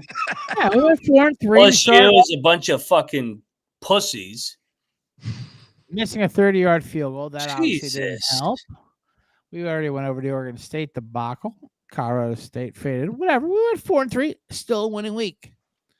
The TMZ NIL money transfer portal squad went 7-0. I was happy for them. They obviously were more happy that we lost a couple games and they gained some points on us. And not only do they revel in their victory and our defeat, Mac, they took effort out of their show to slander us and our character. And even a man who's been with us for the last 3.5 hours on this show, who we think is on our side, apparently he's not. I give you evidence that I put a little clip online tonight, got some heat. Here's the full clip, and shout out to the degenerates that told me about this. It's not like I was watching. They're like, do you know what they're saying about you? No, I don't. But this is what they're saying. Hold on. Here we go. Let's get this going on here. Hold on. Let's play this. Producer, underneath that whore, if we can get that thing going, please. I put it right there. 3 slides, people on the left, underneath the whore. If you can play it. I got it. Underneath. Wait, 3 slides, people. Oh, this is it. We're on that screen. Where's the video though? Here. Okay. Census plays and Kramer. What place are we? Here we go. 62nd. So we're 3.5 points out of or 4.5 points out of the back from the cash line, which is the top 10. What about those Mac in the box, aka CJ and Moneyline Mac? They are behind us a bit. Nice. Let's go. I mean, I would say they're not out of it, but they're a little bit further out. And perhaps it's because half of the team is coming to work incredibly intoxicated, or as I saw in the chat earlier, having a horrible reaction to an antibiotic. Just Mac. How's Mac doing? We heard there was it was a rough weekend. Well, he might have taught one on Saturday night, and he showed up. He was. I think this clip would sum it up best. Well, I don't get bring the head cold, but that's what he sounded like on the show, I think, for about an hour and a half. But we got it done. Got through it. I will say, wow. Oh, was I burning him there? Wow. Just a reminder, number 1 in tally site last week. Wow. So, make sure those men got Listen, there's 5 more minutes of that where Colby just drags Mac through the mud.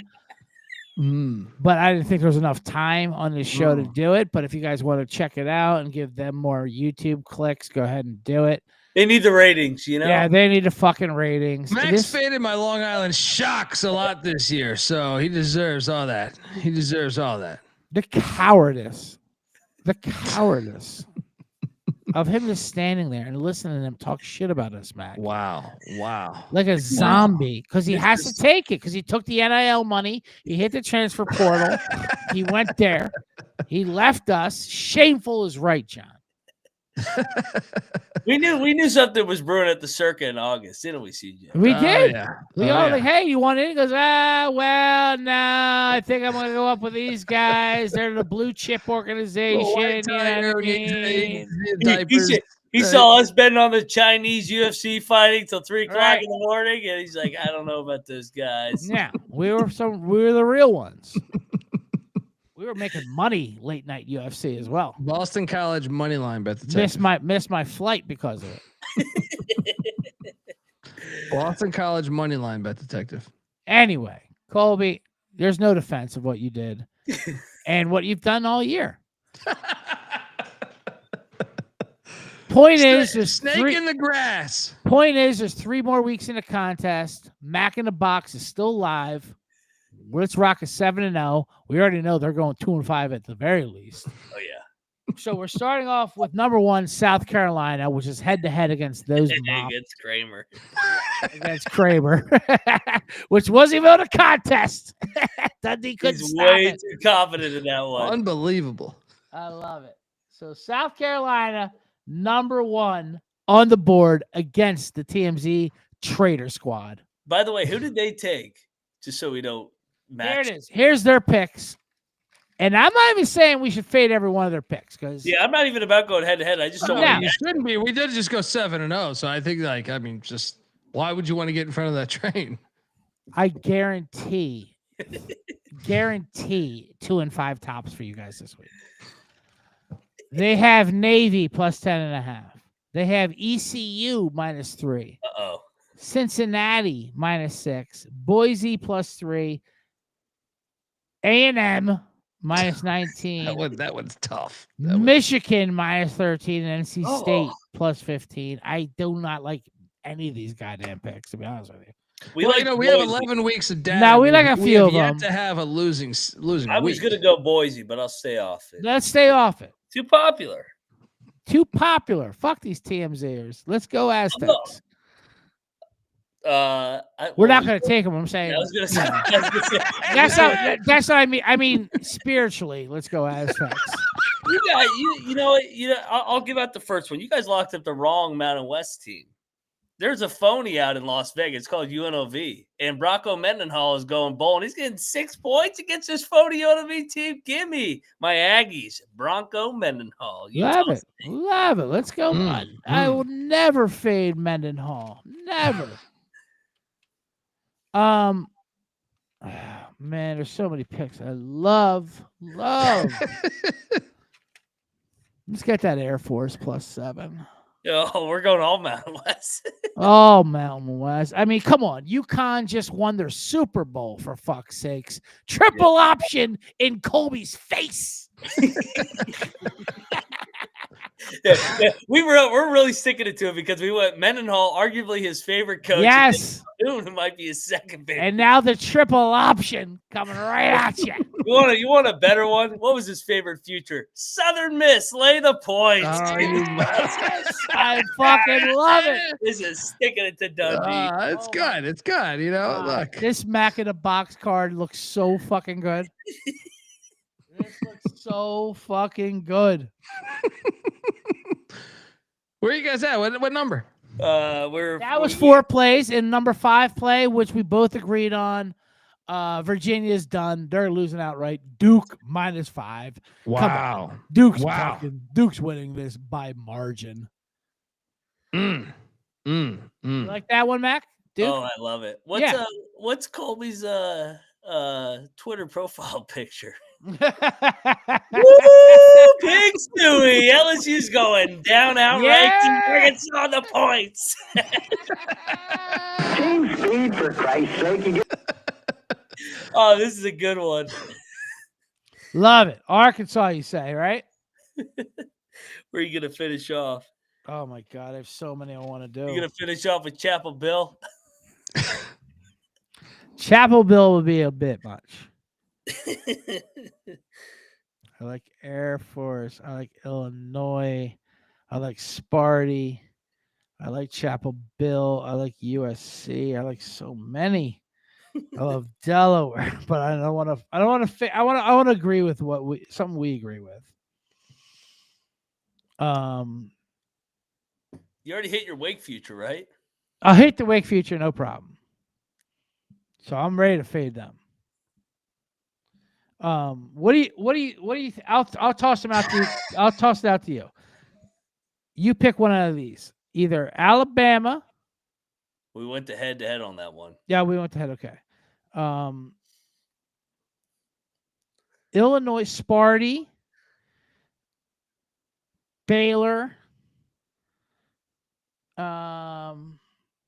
Fresno. Not sounding confident there. No, I'm just tossing them out there. Sparty, Duke, Air Force, South Carolina, USC, UNC. You loved Memphis, didn't you? I did love Memphis. I love Memphis too. That's a head-to-head. And they have ECU. And it wasn't even Colby. That's it right there. That's it. Fuck Colby. Fuck ECU. Memphis. Let's go. That's it. There's no debate. There's no debate. Memphis is the goddamn play. The only other play would have been UNC because Chapel Bill's his buddy. But no, Memphis is the play. Fuck these Pirates. All right. Well, look, these guys. Well, there's only one that went 7-0 last week. But God bless them. My top 7 plays for the week. Let's go with. I do love Southern Miss in that game. So you're probably. Oh, really? Did you put in your play? We had to do. Oh, you couldn't do it because you're on you're a slave to the TMZ fucking NIL money over there. Yeah. Let's go with Arizona State against Mac's West Virginia Mountaineers. Oh, that's gonna hit. I also think Boston College will get it done. Oh yeah, they might one of these weeks. Give me Air Force against UConn. Give me Michigan State against Penn State. Mm-hmm. Give me Navy against South Florida and Boise. Those are in no particular order, but those are the top 7 right there.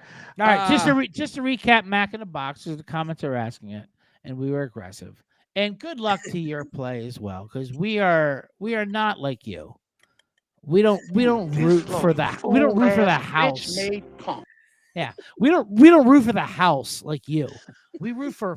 I was just on the show talking about you guys. You guys got in cahoots over there with your little Chinese UFC plays. You called out Max off the court lifestyle to the bosses. They asked me about that. What do you mean? I didn't tell them that.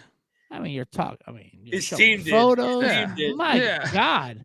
To the bosses. Once it got brought up, I mean, to the bosses. Goddamn tattle. These are guys I huff paint with for years. All right, get out of here. Real quick, Mac in the box says South Carolina plus 19. Lock that up, by the way. Sprinkle the money line. Utah State, Mendenhall, plus the 6.5. Air Force plus a 7, Southern Miss minus 3.5, Duke minus 5.5, Arkansas plus 5.5, and Memphis plus a 2.5. I mean, we got money lined up. I mean, we got a money line parlay rolling here. Oh yeah, this is great. Back in the box 7-0. SGPN TMZ squad 2-5. Wow, 2-5 projection. 2-5 tops. Folks, CJ Sullivan's not on Twitter. Mac is not on Twitter. Right? Subscribe to none of their work. No, I'm joking. Bob, he's on Twitter at CJ Sullivan _.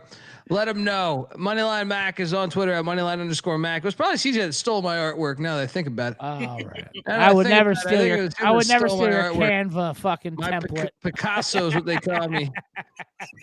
Picasso. Hey, who do you like in the Grey Cup? Real quick. Grey Cup. I actually think it's the Rough Riders year, man. I think it's the Rough Riders year. They've been the team. The Alouettes won it 2 years ago with Davis Alexander. Yeah. I know he's never lost a game as a starting quarterback. The Alouettes starting quarterback, but he's been dinged up this year. He's back. He's healthy, but I think Saskatchewan has been the best team in the league all year. So I think they're going to get it done. It's in Winnipeg. I think they'll have the crowd a little bit easier trip for them. So let's go. Grey Cup Sunday. Got a bunch of great. I'll just tell you this right now. Tyson Philpott. This guy's got 31 targets in the past 3 games for Montreal. I like him for 2 touchdowns within the game. 10, I think it's 11-1. 11-1. But not a bad option for the first touchdown too. I think first touchdown's 10-1. So Tyson Philpott, 31 targets in the past 3 weeks. Davis Alexander back healthy, but they lose because this is Saskatchewan's year. They haven't won it in a while. So let's go. Tyson Philpott, and who's the winner? I got the Rough Riders, man. I think I think the trendy pick, the money is going on the Alouettes because they won it 2 years ago. I think the Rough Riders have been the better team all year. Let's go. Let's go. Folks, check out the CFL Gambling Podcast and check out all of our other work. We got a college basketball show to do. Holy fuck. Give me 30 minutes. We're going live there. This is the college football experience. You better start thinking about yours. Thank you for all those donations. And we out of here. Run and shoot. We can really run and shoot. And the whole team's